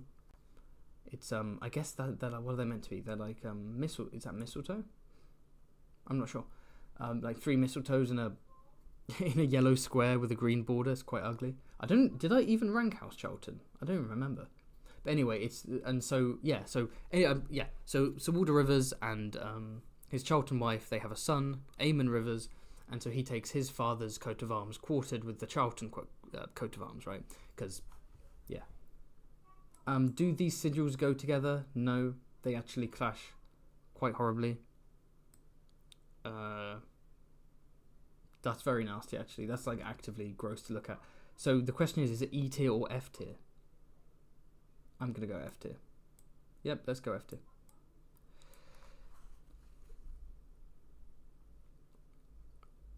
Okay, let me know if you can hear any background noises, in which case I'll try to move my microphone and sort things out with the audio, but if you can't, then also let me know that. Because I don't want, audio-wise, I want this to be a pleasant experience for you. Okay, and we have some more Freys, but we're moving away from the bastards. We're going to proper Freys, because it's the blue castle. Oh my god. It's the blue castle on silver. And it's quartered. You're not getting much background audio? Okay, that's good. It's very, the shouting neighbour is very distracting, but I'll charge ahead if you can't hear it. So, yeah, here we have the Frey sigil quartered with the Rosby sigil, where we have the 3 red chevronels over the black and white ermine background. And this is the sigil of, let me double check, Benfrey Frey.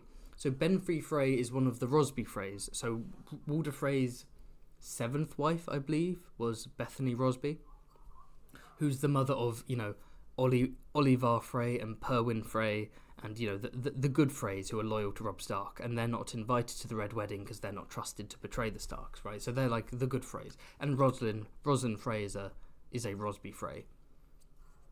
I've only just connected the fact that her name is Roslyn and her mother is a Rosby. I wonder if there's a connection. Anyway. So yeah, Benfrey is actually the one Rosby Frey who is at the Red Wedding, and he tries to grab Daisy Mormont, and then she slams a tankard into his face, and then like a few days later he dies of his wounds. It could be separate wounds he got during the fight, could be specifically the tankard to the face, but he dies anyway. But yeah, he's the non-wholesome Frey within the wholesome Frey branch. And his personal coat of arms are his father's and his mother's sigils quartered. Okay, so it's not ugly.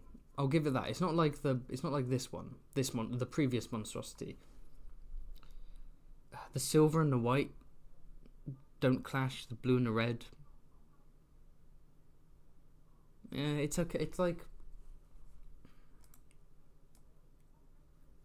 it's not unpleasant.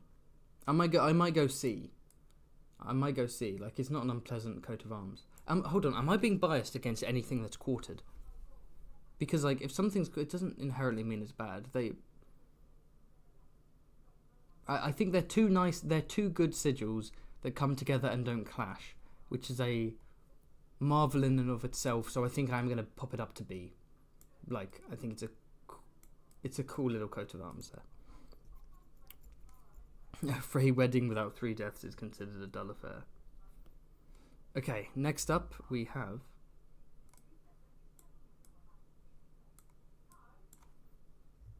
this bad boy. So this is the coat of arms of Little Walder Frey. So one of the main branches of Frey is known as the Craighall branch. Lord Walder Frey's third wife was Lady Melissa Craighall, and the Craighalls are known to be big boys, right? They're big boned, so the men are all large and fat and buff, and the women are also quite large and good for bearing children, supposedly. They're very fertile, and so Walder Frey has a lot of children with Melissa Craighall. And one of those children is Merritt Frey, who goes on to marry Maria Darry, my favourite sentence ever. And one of Merritt and Maria's children is Walder, who's known as Little Walder Frey, who's a sort of a chubby little bully of a child. And his personal coat of arms are not the Darry of his mother. Oh yeah, no, sorry, the Darry is there. I didn't notice that. I'm not gonna lie. I genuinely, my brain turned the Darry Ploughman into the Black Boar just because the backgrounds were both. This is. Hold on. So yes, so Little Walder Frey. 2 of the quarters are Frey, of course, but then the top right quarter is Craighall after his grandmother, and the big Craighall boar, and bottom right is the Black Ploughman of Darry after his mother. There we go. I somehow completely missed that out. So why is Bittersteel still here? Hold on. Not in the chat. I mean the drawing of Bittersteel. I just had him in the corner. I'm not sure why. My apologies. So yes, we have. So here's the thing. Considering there are 3 sigils in here, it doesn't clash as badly as it should. It should be like an assault on the eyes. It's not that bad, and that's because the backgrounds of Craighall and Darry are both brown. So like they go together, and the boar is black, and the Ploughman of Darry is black. So actually, both of those sigils complement each other well. So the issue isn't that there are 3 different sigils clashing. The issue is that there are essentially two kinds of sigils clashing. It's the silver and blue versus black and brown, which is still a very bad combo. So let me sit back and judge it. I don't want to just automatically put quartered sigils low because they can be okay. So let me just think about it. I'm thinking. People really hate this. People are saying F. Someone's saying G tier. It's not super ugly to me. It's not as ugly as this one. This one's way more garish. I think I'm gonna go E tier. I think. Yeah, I'll go E tier for this one. Oh wait, no, I can't put it next to Rhaenyra's one. It's not as bad. It's Rhaenyra's one is better than this. Yeah, no, come on. It's a boar and a ploughman and no. Screw it, F tier. I don't know what I was thinking. I don't even know why I was giving it a chance.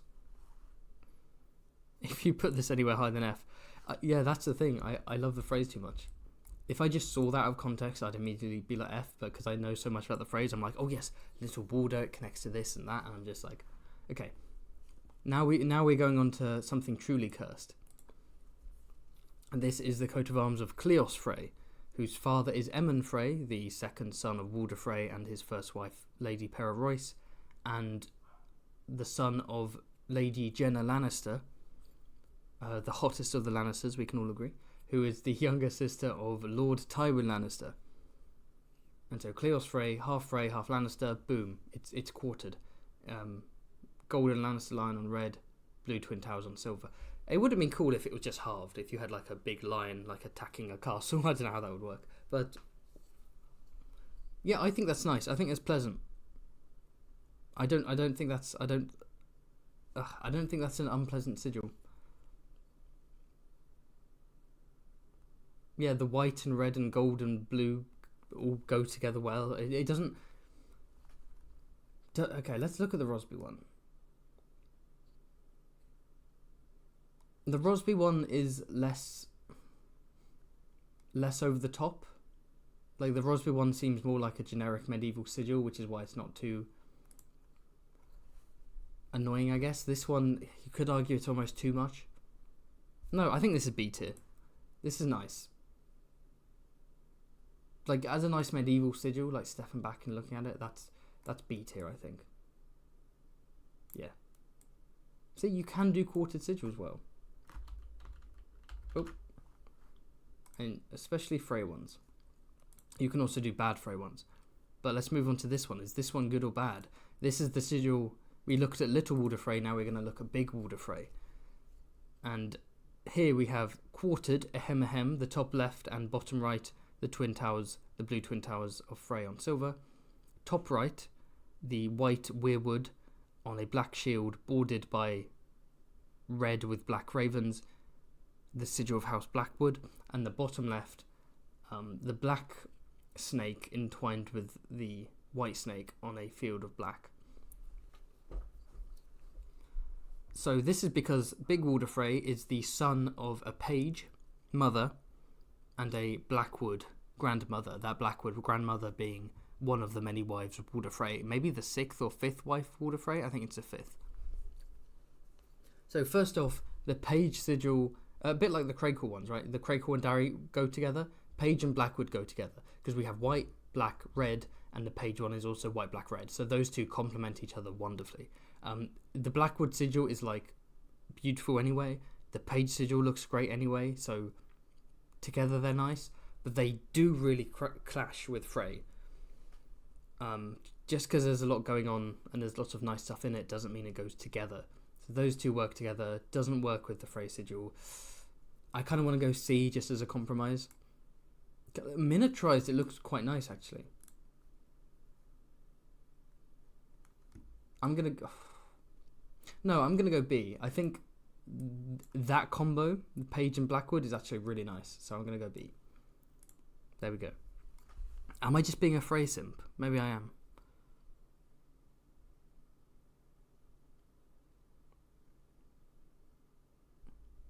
Okay, let's move on to whoever this is. Let me double check my notes. Presumably a Blackwood, right? Yes, this is Roger Blackwood. His personal sigil, 4 black ravens on red. So black on red, a classic, you know, the Blackfire. 4 ravens, that's cool. Yeah, it looks nice. I'm not going to go S tier, it doesn't blow me away. It's nice, but I do like black and red.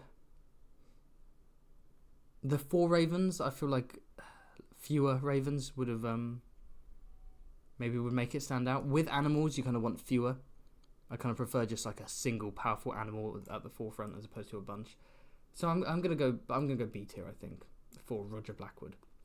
But we have some more Blackwoods. We have Roland Blackwood. And instead of ravens, his coat of arms seems to be boasting the white weirwood tree. So 2 white weirwood trees on red. Yeah, looks cool. For a personal coat of arms, he's probably the 2nd son or something. The white on red is fine, not as nice as black on red. I might go C tier. Yeah, that's decent. No, B tier. Let's go B tier. No. What am I thinking? Hold on. 2 white weirwoods on red, B tier. And then three white weirwoods on red for who's this?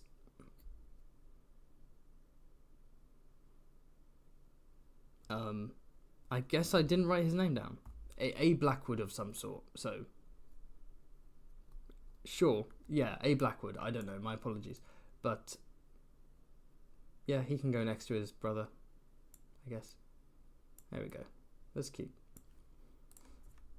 And now we are moving on to one that I think lots of people will like.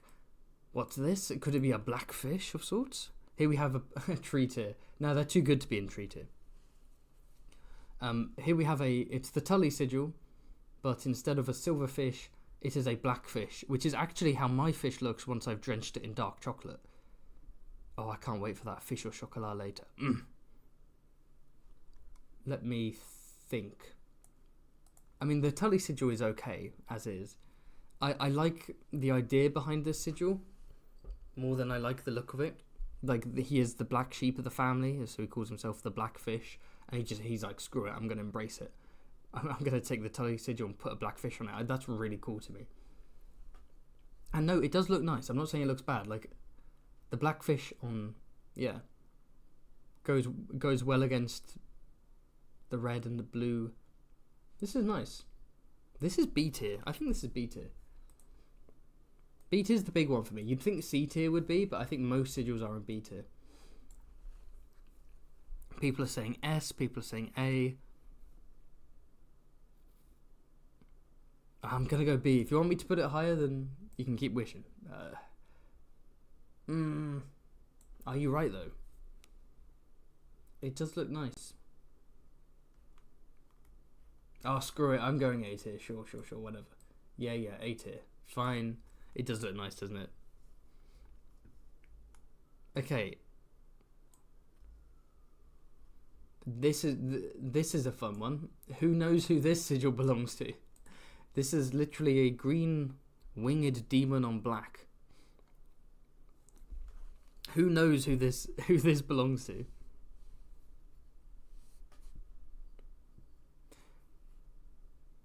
So, a green on black, good combo. A green demon on black. I mean, a demon man, a winged man. That does look cool. This is a weird image, but I like it. For a personal coat of arms, it's quite terrifying. I'm thinking this is like A tier for me, honestly. Tyrion. It's not Tyrion. It's not Rossart.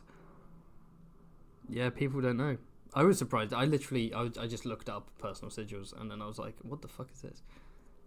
I'll see if anyone else can guess it. House Defoe. Going once. Going twice. Looks gothic. I'm going to reveal it. This is actually the personal coat of arms of Tomard Heddle, known as Black Tom Heddle, who's in the third Duncan Egg novella, The Mystery Knight. He's part of the Blackfire conspiracy, and he's probably a descendant of Masha Heddle in the main books, who've sort of gone down to just owning an inn, right? So yeah, I don't know what the sigil of House Heddle is, but at the very least, Tomard Heddle sigil, it's a green demon because I guess he's edgy. Looks cool. A tier for me. Are you trying to imply the Blackfires are the bad guys, George? When one of the conspirators has a green demon as their coat of arms? People confused. Yeah, no, I was shocked too. I was looking at the wiki like, really? But it might be mentioned like once. Maybe I'm wrong. Yeah. Oh, yeah, you better believe it's obscure. We're on part 4, and all the previous live streams have been like 4 hours each, so you better be sure we're getting obscure with it. Okay, next up we have the personal coat of arms of Isambard Arryn, who's not from the main branch of Arryn, he's from the minor branch, not minor, but a cadet branch from Goldtown. They're known as Littlefinger says they're wealthy, but they're considered uncouth. So they marry merchants and merchants' daughters and so on to get lots of money. And so they've maybe bred out a lot of the pure noble bloodline, but in doing so they've pocketed a pretty penny, so to speak. And during if you remember from my House Royce animated video, more plugs. I don't know why I keep doing it. It's like it's when you become a YouTuber, you just chill all the time. But in my house, genuinely, jokes aside, in my House Royce video, I have that section about the Vale Civil War when Lady Jane Arryn passes away, and then you have her fourth cousin Joffrey is officially chosen to be the heir, but then her first cousins, the mad heir is like, no, I should be the heir. Then Isambard Arryn from this Goldtown branch says, no, I should be the heir because I'm rich, boy. And he was known as the Gilded Falcon, and as such, he had the golden falcon, which is a really fun idea. And then he goes on to become Master of Coin for Aegon III, I believe, or at least for the Regency. Isambard. So it's not as good as the OG Arryn sigil, but I do like the idea of taking it and just making the eagle gold. That is quite fun. So gold eagle on white moon on blue, gold and blue. You know, I'm a sucker for that. The white and gold isn't a great combo, I do have to admit. It does knock it down a little bit, but I'm gonna go B tier for Isambard Arryn. Okay, where are we going next? Here we go. Hey, we got another quartered one. This is the personal coat of arms of Harry the Heir. I've said coat of arms and sigil so many times, I feel like I'm going insane. So this is Harry the Heir. He's from House Harding. And the sigil for House Harding is a red and white checky field. So the diamonds here. However, you may have noticed that 2 quarters are Arryn, which is interesting. That's because he is Harry the Heir, Harold Harding. He's the heir to the Vale. Quite distantly, but like if Sweet Robin dies, if Robert Arryn dies, he's taking over. And so he has the respectfully showing his Arryn heritage in those 2 quartered halves. In those 2 quartered halves, what does that mean? In those 2 quarters. And then he has the Harding sigil, top left, after his father. But then he has, bottom right, the Waynwood sigil, because his mother was a Waynwood. Was it his mother was a Waynwood, or was it that his grandfather was a Waynwood, Ellis Waynwood? The whole heir thing is kind of confusing. I can't fully remember. But he has Waynwood ancestry, and he is the ward of Lady Anya Waynwood. So, how does it look? It honestly, it's just 3 different sigils that don't connect in any way, smashed together. They don't really complement each other. They don't connect with each other. They are individually cool sigils slammed together. Doesn't look bad. Doesn't look gross. Doesn't look garish. It's not like, but at the same time, it's not like there are a bunch of great sigils that are bringing up all the others, like making the others better. It's like, nah, not really. They're just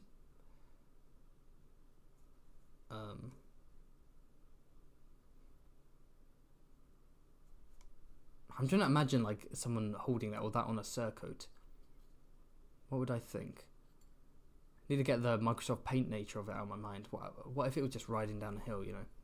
No, but C tier, because I can't. Yeah, C tier, just it's okay. It's like 3 good sigils. They don't go together, but there we go. The colours don't match. I agree, but I don't think it's. The wheel ruins it. Yeah. If it was Arryn and Harding quartered, it could be quite pleasant, but the wheel does ruin it. But I don't think it ruins it enough to go down to D tier for me. Yeah, someone says in the chat, it's considered presumptuous of him to use the Arryn sigil in 2 chief quarters. Yeah, very interesting, isn't it? Very interesting.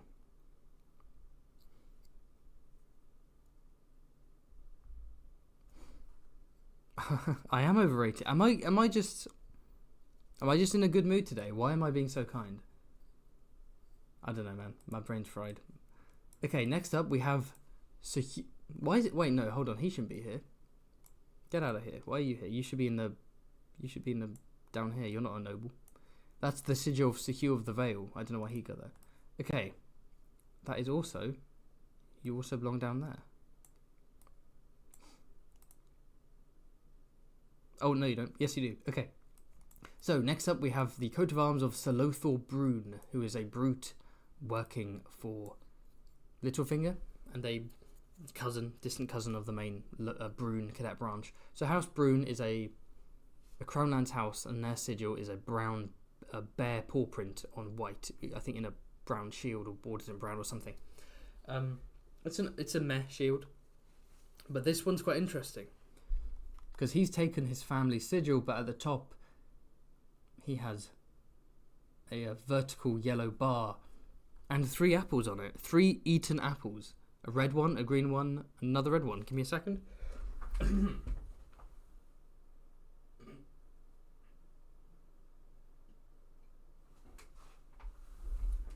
Do excuse me, I don't know what that was. Anyway, here, he has 3 eaten apples, and that's because he's known as Lothor the Apple Eater, because during the Battle of the Blackwater, he kills 2 Fossaways and captures another. So I think each of these are supposed to represent the Fossaways that he conquered during that battle.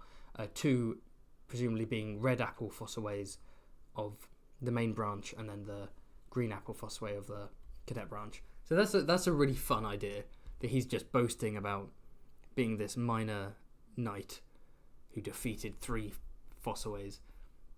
The Apple Eater. Yeah. Visually, it's ugly. Like, don't get me wrong, it looks gross. The Brune sigil is kind of meh as it is, and then you just have 3 eaten apples above it, on yellow of all things. So yeah. Apple caught on a sigil goes straight to F for being goofy. I'm gonna go... It's not... There is a story behind it. If I was looking at this in a vacuum, I might be like F. But I do appreciate the story, so I'm going to put it in E just to put it above the F. It is goofy. Thank you for the super chat from Coleshot, who says, "Rate my sigil, please. You should have it somewhere since you've drawn it on my character." Sure thing, Coleshot. Give me a second, ladies and gentlemen.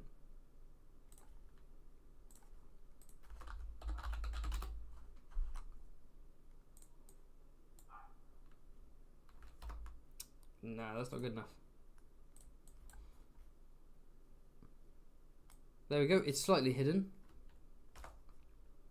So, for those of you who are a bit confused, let me just clarify. Coleshot is a long-standing patron of mine. Beautiful German man. And because he's the highest tier, he had a character drawn on him that occasionally cameos in my videos.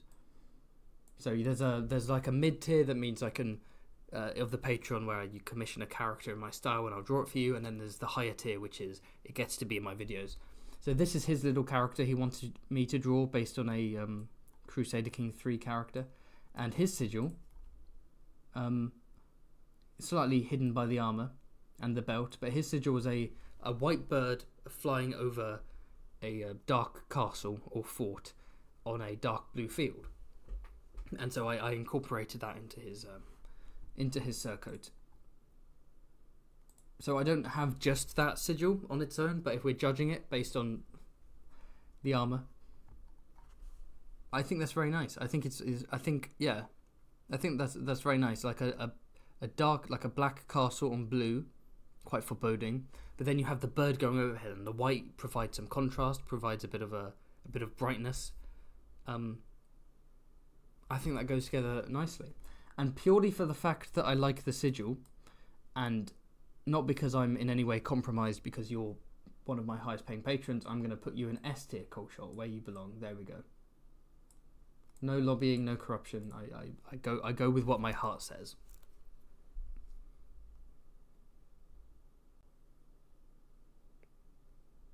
Right. There you go, Coleshot. What are we doing next? We had this boy up. Who is this? Even I don't know half of these. This is the coat of arms of Pierce Caron. My favourite character, without question. Pierce Caron. What's this? Like a silver harp on yellow. The Caron sigil is usually a bird on yellow, right? Like a silver bird on yellow. So it's a silver harp on yellow. A harp is a cool personal coat of arms. The colours are ugly together. D tier.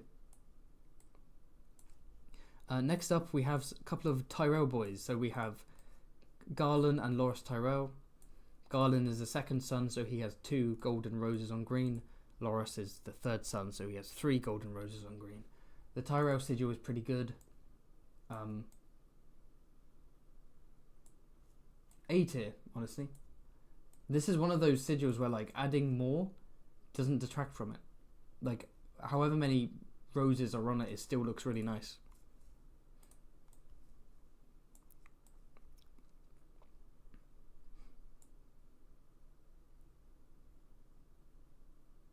Okay, next up, why is everyone saying island? What's going on?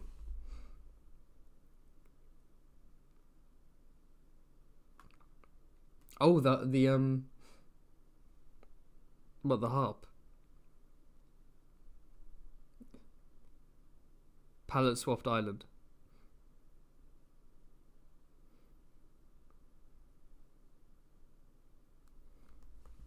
Let me get that one up then, because I know I got some Irish listeners. I have a wonderful Irish patron, so.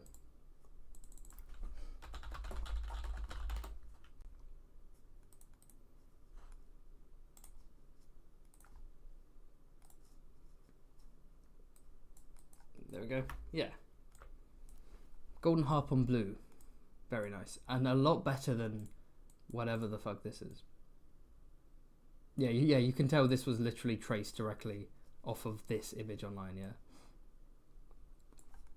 I mean, if we're ranking this is literally Fantasy Haven colours, and I have some Irish ancestry, so you're going right in S tier. There you go. By Irish ancestry, I mean like, I don't know, like my grandfather's mother or something like that.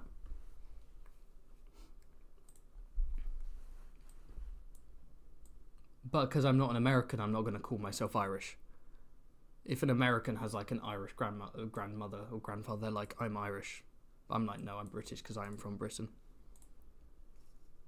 We don't do that American thing they like to do.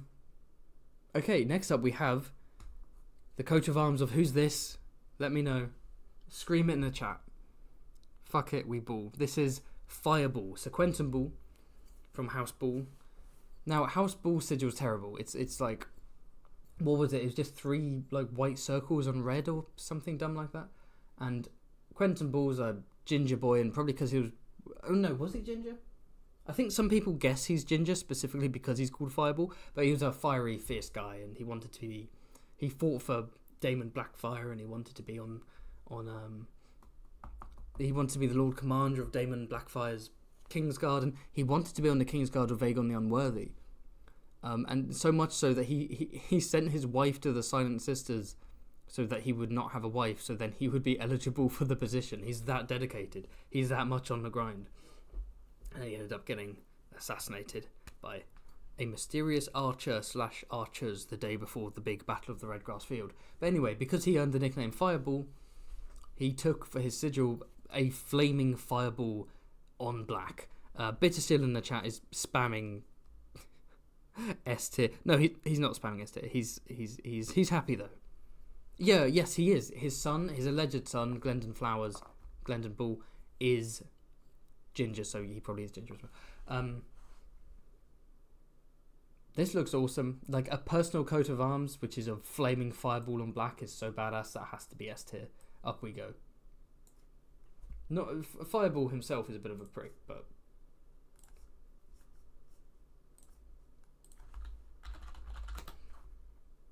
and this is the Fireball shield I drew for Quentin Ball myself.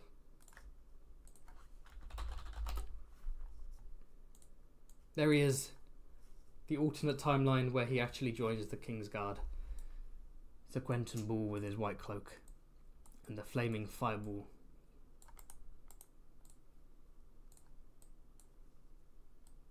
What an absolute legend. Look at him. Look at the man. You can chill in the corner for a bit, Quentin. You've got a cool sigil, even if you are a bit of an angry arsehole. Looking at some more historical characters, we have Tybolt Lannister, I believe. Let me just double check. I believe it's Tybolt. Yes, it is. Tybolt Lannister, that being the older brother of Lord Gerald Lannister, the 4th husband of Rohan Webber, and the father of Tytos Lannister, who of course is the father of Tywin Lannister. Every Lannister Explained is coming soon. Oh wait, no, I'm getting my wires crossed there. So yeah, this is simply the Lannister sigil bordered with gold.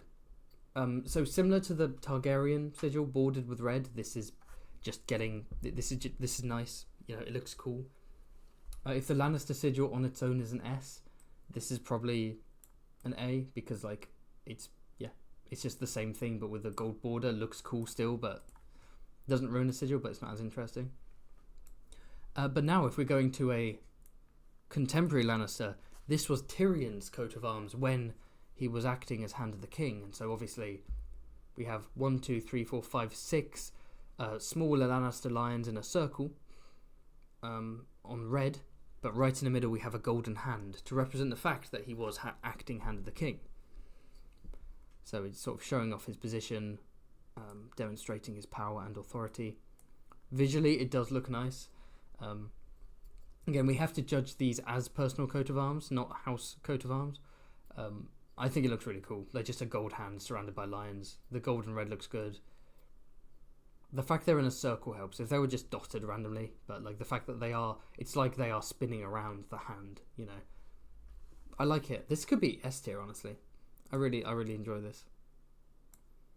Maybe it's just because I like Tyrion. I don't know, but there we go. Next up, yeah, why 6? Someone asks in the chat. I don't know why it's 6 lions. I think it's just he wanted a ring of lions around the hand, and 6 just works the best.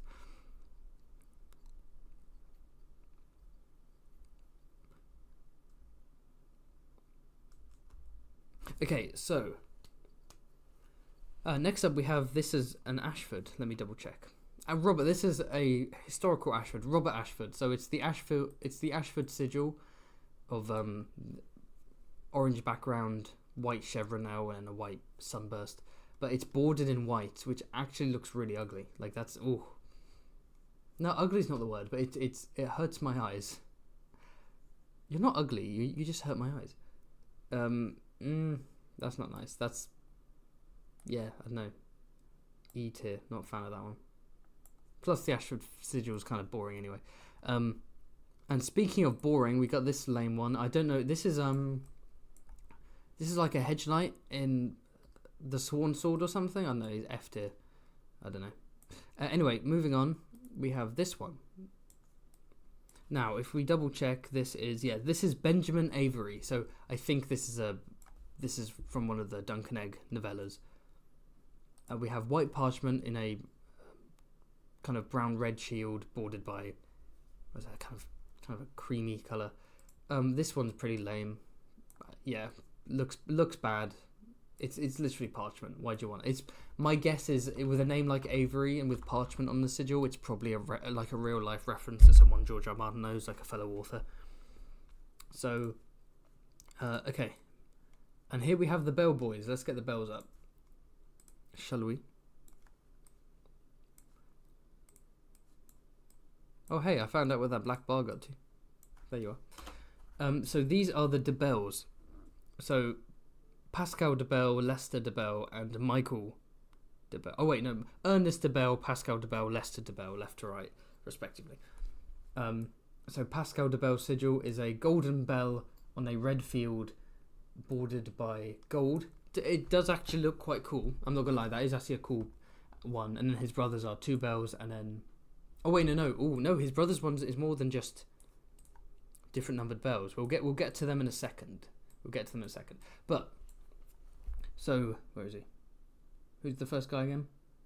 Ernest. Yes. So Ernest, that looks really nice. The border makes it look maybe a bit too much. Doesn't quite need it. So, but I want to go A tier.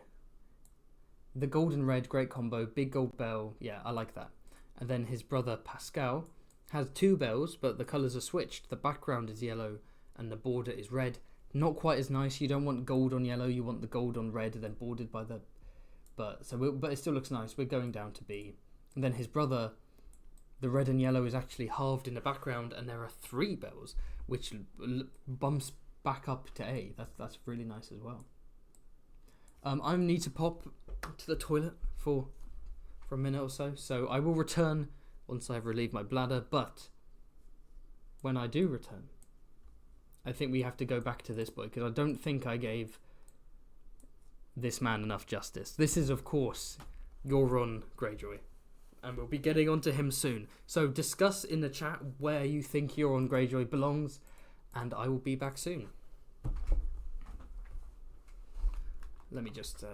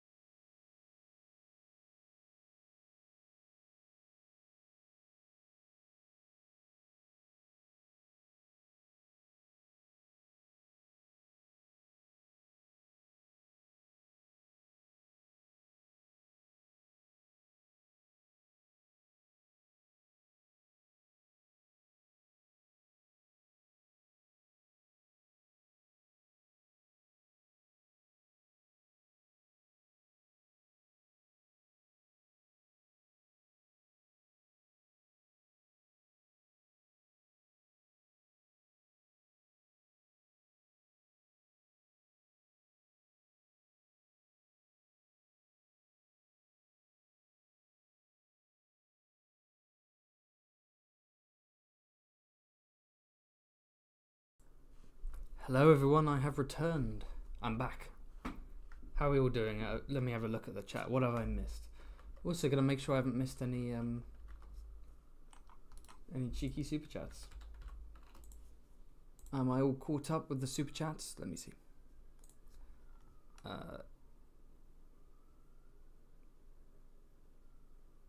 Yes, I did. Thank you for the super chat from Pumigator, who says, "These have been fun to watch, so take some muns." Thank you so much. You're an absolute legend, Pumigator. Pumigator? Pumigator? I don't know how to pronounce it. But thank you for the muns. They've been fun to make. I think tier lists are very, very chill. And it's, you get some proper interaction and engagement going on. I like it. So I do actually have a special treat for everyone once the live stream is over. And not once it's over, just before it finishes, for those willing to stick to the end. And that treat is, I may very briefly show a picture of upcoming Fantasy Haven merch. I probably shouldn't, but I will. We'll see. Maybe I won't. I can't promise that and then not do it. Hold on. Yeah, I think I can.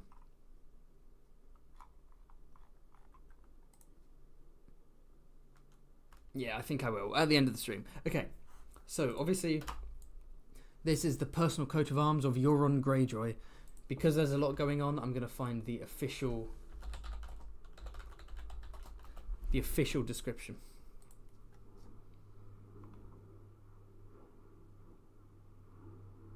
His personal arms are a red eye with a black pupil beneath a black iron crown, supported by 2 crows.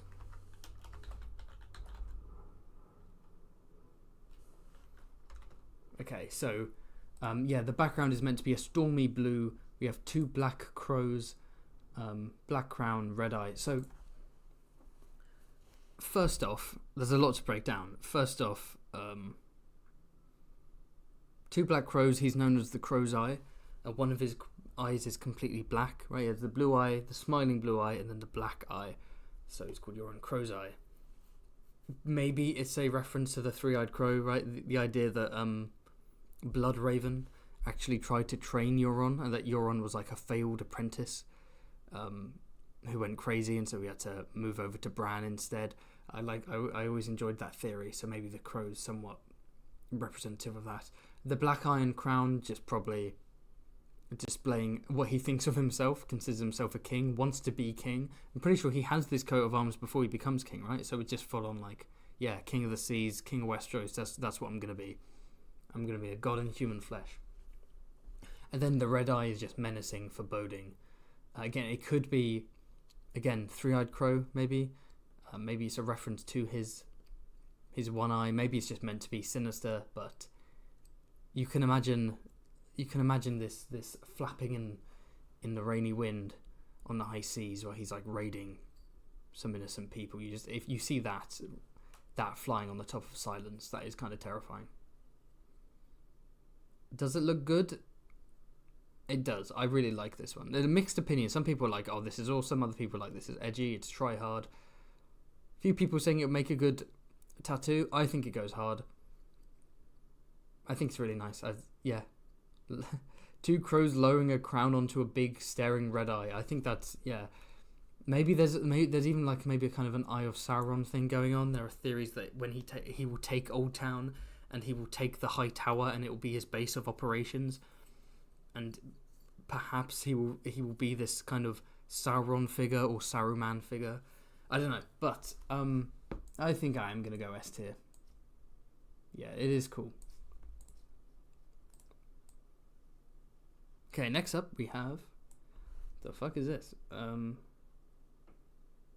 Oh, Michael Crowell. Okay, I think a few of these ones are the coat of arms that are described in one of the Duncan Egg books that are meant to be references to real life people. So Michael Crowell, we've got a quill, we've got blue, white, red and black checky in the background, and three like ink pots. I think they're meant to be silver ink pots. This is very C tier for me. This is okay. Straight into C tier. Next up we have Michael Miller. Michael Miller, isn't Michael Miller the artist of the Duncan Egg graphic novels, right? Is that Mike Miller? I think it is. Anyway, yes, we have the golden quill crossed over a hammer, and that's on top of light blue, like sky, like light blue and white quartered in the background. It's pleasant, it's nice, it's not super amazing. Again, I think it's C tier again. It's just like a bog standard sigil. C tier, it's fine, it's not bad. This one is William Tortle. This is a fun one. It's a sand timer. A sand timer on top of, and then like a dark blue bar bordered by a couple of white bars, and then the background is yellow. I don't like it. I'm gonna go D tier. Don't like the colours. The concept of a sand timer as a coat of arms is actually really fascinating. I don't think it's pulled off particularly well there. Yes, Mike Miller is the guy who did the art for the Duncan Egg graphic novel. Yeah, I thought so. Yeah, they're all references. Does Harry Lloyd have a sigil as well? Excuse me. No, but I think, yeah, all the Duncan Egg books were written before Harry Lloyd became the official audiobook guy for Duncan Egg. But maybe there's a reference to him planned in future Duncan Egg stories, perhaps. Wait, no, why did I do that? It just sent us to the front. So this one belongs, this is the personal coat of arms of, and this is the final noble one. This belongs to Sir Raymond Richard. Raymond Richard. Why have I heard that before? Could that possibly be the two middle names of George R. Martin? Raymond Richard. His birth name's George Raymond Martin, Raymond being his father's name, then he added Richard so that he could be George R. Martin, like George R. Tolkien. So, what is going on here? This is a reference to George himself. Each quarter is supposed... So this is like the House Horror one, right? each quarter is meant to represent a different story of his. So let's break it down. On the top, we have a red star, like a red sunburst, surrounded by 6 golden stars on a field of black. I think this is a reference to his short story, his sci-fi short story, Dying of the Light. On the right quarter, we have a brown lute on purple, which I think is meant to be a reference to his book, The Armageddon Rag, which is from what I understand, it's something to do with rock music. It's musical. It's a musical in some way. It merges genres, but I know it's something to do with rock music. Anyway, in the bottom we have what appears to be a bearded silver angel on blue, which I think is a reference to his book Windhaven. Shout out to Windhaven, your home for all things wind. And then on the left of the quarter we have a red bat on yellow, which I think is meant to be a reference to his vampire novel Fever Dream. So it's just a bunch of Gurm references together, and they are quartered diagonally by white. So first off, the idea behind it is really cool. Each of the individual symbols are really awesome. So like you've got the sun and stars, the lute, the angel man, the bat. Like that's really badass. Tells a cool story. Do they go together? No, they don't. But because they are separated, it does just seem like 4 completely different sigils coming together.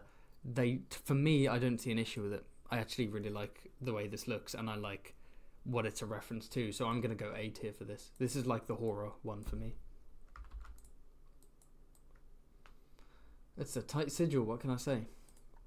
It's the SIGILS of sigils. Okay, now we are moving on. We've moved on from the nobles. Fuck the nobles. Let's look at the proletariat. And by proletariat, what I actually mean are hedge knights.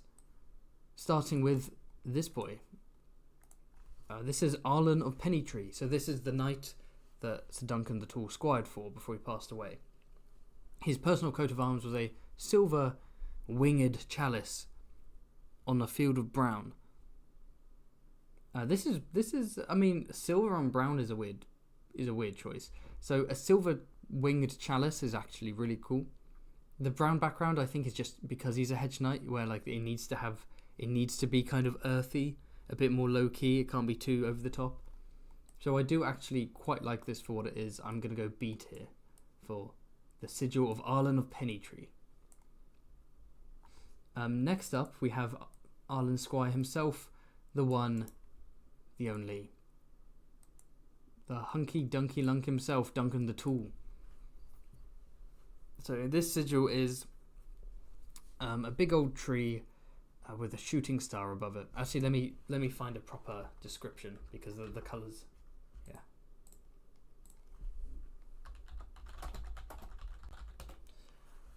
Right, I did just search up Dunak the Tall, but that's neither here nor there.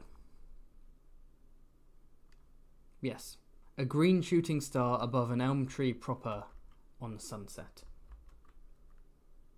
which was painted over a House Trant sigil he had, because the original, painted over the House Trant shield he had, which had the hanged man on it. So yeah, this is a very beautiful sigil for Duncan, because it looks hopeful, it looks aspirational. The background is lovely, the way it's sort of, the like amber leading into red of the sunset. It's very pleasant. You have the shooting star, which is, for me, that's all about hope and moving onwards. And then you have the tree, which is just pleasant nature. So it's just a pleasant, hopeful symbol. I can't think of and of course, the big tall tree, tall like Dunk. I think it's the perfect sigil for Duncan. Like, you see this sigil and you're like, this is a good guy. This is a good guy sigil. Oh yeah, change the "will be back soon." Okay. I'm thinking S tier for Dunk. Is that too crazy? S tier.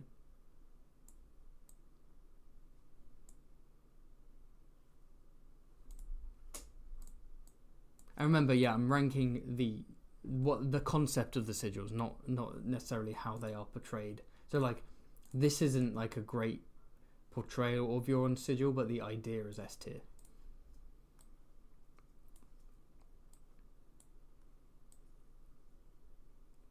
Okay, this right. I think I can get I'm gonna get a better one than this. What is this meant to be?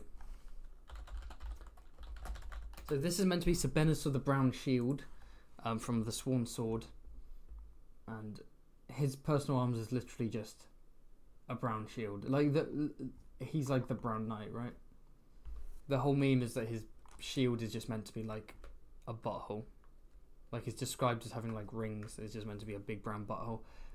Big brown wooden shield. S tier without question. Next up we have, what's this one? Galtree the Green. Yeah, I think one of the many knights, hedge knights in tournaments that Dunk sees. Galtree the Green, he's got 1, 2, 3, 4, 5, 6, 7, 8, 9 dark green stars on a light green field. This is meh. This is D tier. This is whatever. No. It's actively boring. E tier. Boring, not offensive. E tier. But please tell me what is happening here. Oh, and by the way, the lobbying has officially worn out. It's worn off. So Bitter Still is going down to A, where he belongs, and Blood Raven is staying in S, where he belongs. Very sorry to have offended. There we go. Hehe. Did I move anyone else? I can't remember. Anyway, let's move these along. Uthor Underleaf. Underleaf. Him of the Mystery Knight. He of the Mystery Knight. So his whole shtick is that he bets on tourneys and gets super rich. He's kind of a slimy guy. His sigil is just a snail, just a white snail on green. Like, I get it, I get the idea behind it, but I can't support a snail on the sigil. Just because of like the point of it, I'm gonna put E tier. He doesn't want to win tournaments. He wants to. Yeah. Anyway, let's move on. That's E tier for me. Next up, we've got another Hedge Knight boy. This is the sigil of Randor the Exile. No, I don't even remember who the hell that is. But yeah, Randor the Exile. It's a striped. What's that? Is that a tiger? A leopard? A black and white striped leopard on blue and white. That looks nice enough. That looks cool. I'm gonna give that B tier. That looks cool to me. I don't know about you. We're wrapping up. I'm going through these slightly faster. I think I always say that and I never do. But we're wrapping up faster because I am hungry. I've not had dinner and the fish au chocolat is awaiting me. Bring it to front. So this is. Oh yeah, this is the personal coat of arms of John the Fiddler. So John the Fiddler being the alias of Daemon II Blackfire, and this is quartered. And of course John the Fiddler has Fantasy Haven colours, so that's immediately S tier. But let's just go through the farce anyway and pretend that we don't know. So it's split into 4. We have a golden, two golden violins / lutes on blue, top left, bottom right, and then top right, bottom right. Oh, sorry, top left, bottom left, and then top right, bottom right, golden swords on blue. So it almost like the sword may even represent who he truly is, and then the musical instrument represents who he is pretending to be. I think this is really cool. Fantasy Haven colours. I don't think it's actually S tier. But it is pretty. It's a fun coat of arms for someone called John the Fiddler. I'm going to say B tier. I'm going B tier. Okay, now, someone tell me what the hell is going on here. Why is there a boost on my screen? So here we have a grey cat on red. Apparently, again, this is now, we're in esoteric territory. I don't know what's going on. But Kyle the cat, trying to remember who that is. Kyle the cat. His sigil's a cat. Colour scheme's not great. Having a boost is nice. C tier, right in the middle. I like the concept. You needed better colours. It doesn't automatically get an S just because it's a cat. Trust me. Live boost reaction. S for sodomy. What for John the Fiddler? Okay, next up we have Walder of Woodmere. We're really getting obscure now. Walder of Woodmere. Shout out to my boy Walder. Just a big blue circle in white on a white field. You can go in F tier. I don't know who you are. And then Thomas the Threadbare. Oh, and this is meant to be the we discovered what this was on a previous live stream. I can't remember the name of it, but it's meant to represent a detachable sleeve of a lady's dress, and it's white on brown. Terrible color scheme. I get it, they're hedge knights, so like it's but no. Next up we have. Oh wait, no, I missed this one. It hid itself in the black. Here we have the personal coat of arms of a mystery knight known as Black Shield, for he wielded a black shield. I mean, let's put the black shield right next to the brown shield, because that is ingenious. And now we have the Knight of the Laughing Trees sigil, this being the mystery knight, whose identity we don't quite know, but it's almost definitely Lyanna Stark. So here is a white weirwood tree with a smiling red face with red leaves. That's a really... This interpretation of the sigil is terrible, but the idea behind it is really cool. So the laughing weirwood tree has to be like B tier maybe. That's cool. I might even go A tier if it was like if it looked better and if I had a better image in my head. People saying S for Knight of the Laughing Tree. A, S, okay. I'm being kind some places, harsh in others apparently. This is the sigil of Leighton Longbow. This should have been in the noble section. This is, I'm not even going to dignify this with any kind of discussion. Literally just green and brown, and that's it. Next up, we have... What's this? Oh, this is the sigil of Patrick of King's Mountain, one of the Queen's men serving Stannis Baratheon at the wall. And he has a big old blue star as his sigil. From what I understand, Patrick of King's Mountain is meant to represent his friend, Patrick, George R. R. Martin's friend Patrick.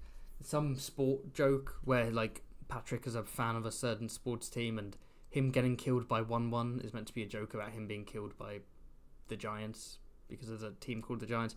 I barely know British sports, let alone American sports, so it's a reference to something, right? Cowboys, people are saying. The Dallas Cowboys. Where do I put this then? How do I not offend sports fans? C? Put it in the middle? Like, yeah. Let's just put it in the middle there and stay safe. Yeah, he gets killed by 1-1. He gets smashed up. The Giants kill the Cowboys, I think is meant to be the joke. Not that I know what's going on. Okay, and next up, this is Sir Illifer the Penniless, whose personal coat of arms is the 1, 2, 3, 4, 5, 6, 7, 8. So it's split into 8. It's the whole meme effect. The meme effect. 4 of them are yellow and interspersed with ermine. Very boring. Very meh. I think I'm going to go F tier. That's no, actually E tier because there's a bit of class, I guess. There's a little bit of class. Okay, next up we have Sir Talad the Tall. Slightly more interesting than the rest of the Hedge Knights. It's 3 golden eyes on a vertical black bar on a blue and silver checky field. It's quite interesting. It's quite interesting. Let me think.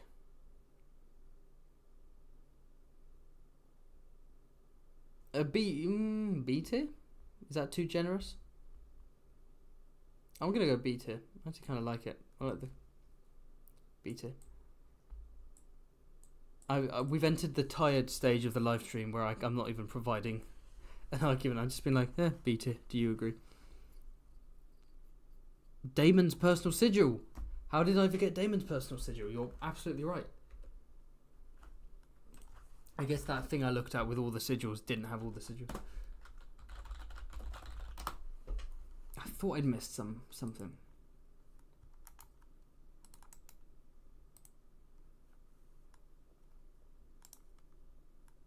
There we go. Let me just double check to see if I've missed any others out.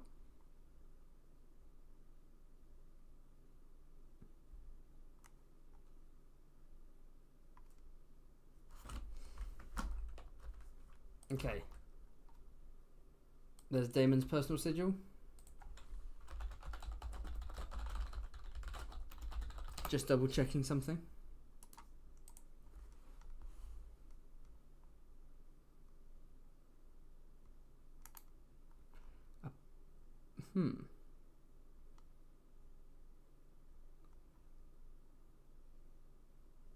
Apparently, sorry for the silence, but apparently Daemon the Third Blackfire had a personal coat of arms, and it's a black dragon on gold. Is that canon? Carl Karsnark, you know all the facts. Is it canon that Daemon the Third Blackfire, his sigil is a black dragon on gold? I didn't come across that in any of my Blackfire research. But anyway, while we're working that out, let's go to Daemon. Daemon's coat of arms is the black Targaryen dragon. The red Targaryen dragon on black, but the dragon is what's the word? But there's a golden border around the entire sigil, but also there are golden highlights on the dragon, on the outside of the dragon. So it looks very nice. It's to represent the fact that he is the prince of the city, the commander of the first commander of the City Watch, and under him they became the Gold Cloaks, and they took the whole black armor and golden cloaks, and so it's kind of representative of that. It's not just him showing off this organization he's proud of, but it's also just a very royal color anyway. It's a very powerful, wealthy color, gold. So yeah, I don't know if we ever see it in the show. It would be nice to see it, but red dragon with gold highlights on black with a golden border, very nice. Gotta be S tier for me. I really enjoy Daemon's sigil. How did I miss out on Daemon? Carl, he says his sigil game is weak. Okay, can anyone else back me up here? Is it true that Daemon the Third Blackfire has a sigil that's a black dragon on gold? Because I've seen drawings of that right now in my quick research, and I don't know where it comes from in terms of the canon. Like, when is that ever explained?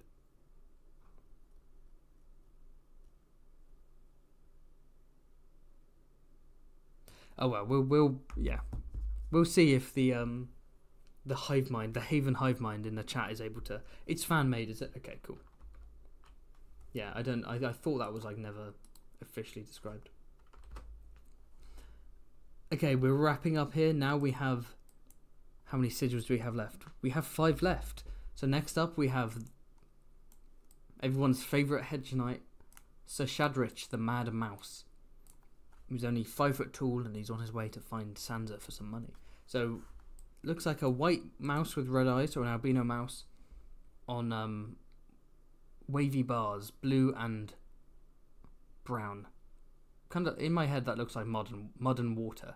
So it's very down to earth. It's very humble, because it's just a little mouse. That's what he is. He's the Mad Mouse, and that does look like a mad mouse. That looks like a rabid mouse. In terms of how it actually looks, it's like F, but in the context of it being a personal coat of arms of someone who calls himself the Mad Mouse, I think I'll put it in E. I do appreciate the meme, I have got to say. We have a few left. Let's go to... Let me bring up this one. This one's somewhat curious. So... Oh, that's not going to get me demonetized, is it? There's no way, right? I'll just make it small. But here we have 3 silver mermaids on purple. Now, I was under the impression that 3 silver mermaids on purple was the personal coat of arms of Sir Marlon Manderley, who's the captain of the the Newcastle White Harbour Guard, right? Commander of the Household Guard, the cousin, that's the word I was trying to find, my goodness, the cousin of Wyman Manderley. Because I'm sure I did some research for my Manderley video and I saw that he had that sigil, but having looked into it, apparently he didn't have that sigil. It's just that there is a knight in White Harbour who boasts that sigil, but we don't know who he is, so it could be like a cadet branch or something, or just a minor house, I don't know. In the CK3 Game of Thrones mod, a random minor house in the Duchy of White Harbour has this sigil, and I remember in my video I say, in my Every House Explained video, I'm like, why didn't you give that to his cousin? Why isn't his cousin? But I think it's because I got that incorrect. But 3 silver mermaids, shirtless mermaids on purple, that's got to be S tier, right? That is cool. That is cool. We've got a couple super chats, so I'll check those out once I've gone through all the sigils, I think. Let's go to this boy. This is Sir Hugh of the Vale, the one and only. Rest in peace, killed by the mountain during the Hand's tourney. We have a white crescent moon on blue, so just kind of, he is from the Vale. It's known as the mountains and the moon, isn't it? And then the moon is within the sigil of House Arryn, so I think it's just kind of, it's a nice simple white moon on blue, taking from the Arryn sigil. I am from the Vale. I'm a knight from the Vale. This is my, nice and simple, looks nice, C tier, I'd say. We'll leave Bronn till last, but we have Rossart, who apparently has his own coat of arms, which I didn't know, but Rossart being the chief pyromancer under the Mad King, who, helped him set up his plan to blow up King's Landing, which obviously failed. But apparently he has a coat of arms, which is a hand holding a stick of burning wildfire. I don't know why he has a personal coat of arms. He's just like a pyromancer, but I guess it's kind of baller. Kind of looks like a Monty Python image. Look at that. Looks like a Terry Gilliam thing.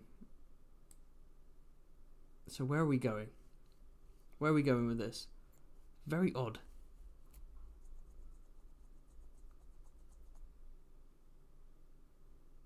I'm going to go B, because it is just kind of... Why does he have a coat of arms? And why is it someone... I don't know, maybe it's meant to be the symbol of the pyromancers. Maybe that's like their official guild symbol, if you consider them a guild. I'll put that in B. That is kind of cool. Oh, yes, and he became Hand of the King. Oh, that's why, yes. He was... he's Hand of the King, so that was his symbol as Hand of the King. Okay, that's cool. I like that.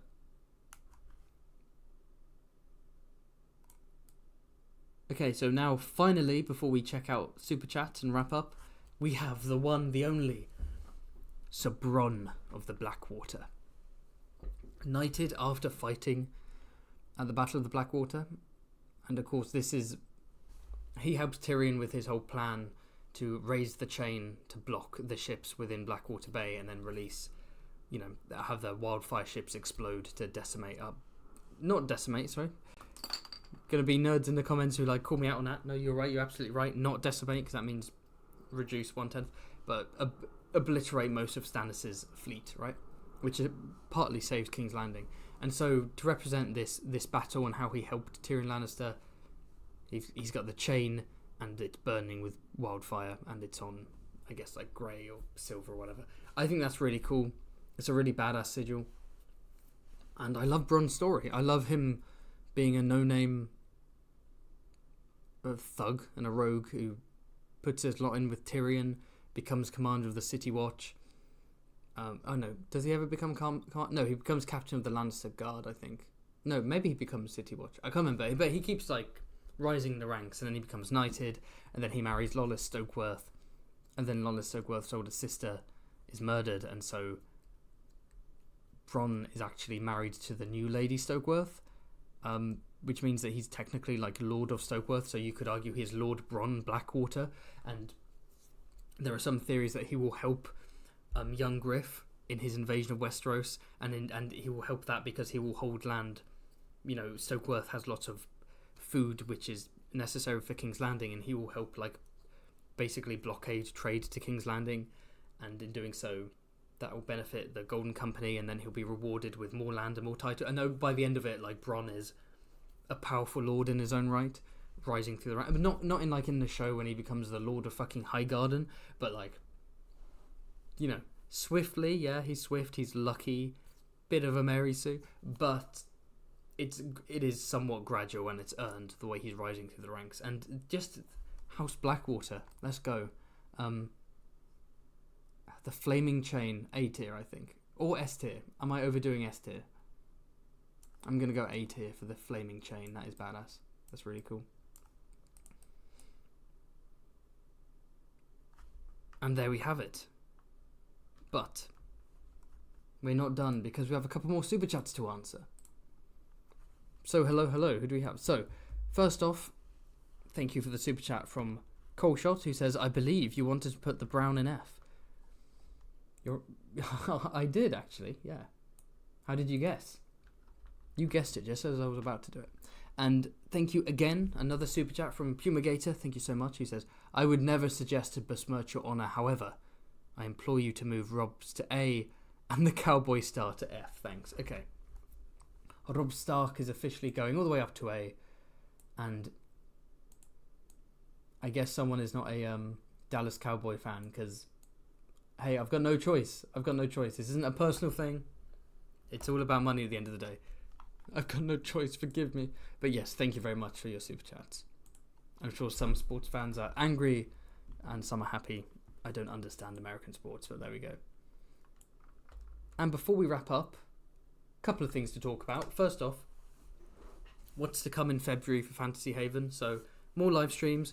Like I said at the start of this live stream, an edited version of my first sigil tier list, just like as a fun little video to watch.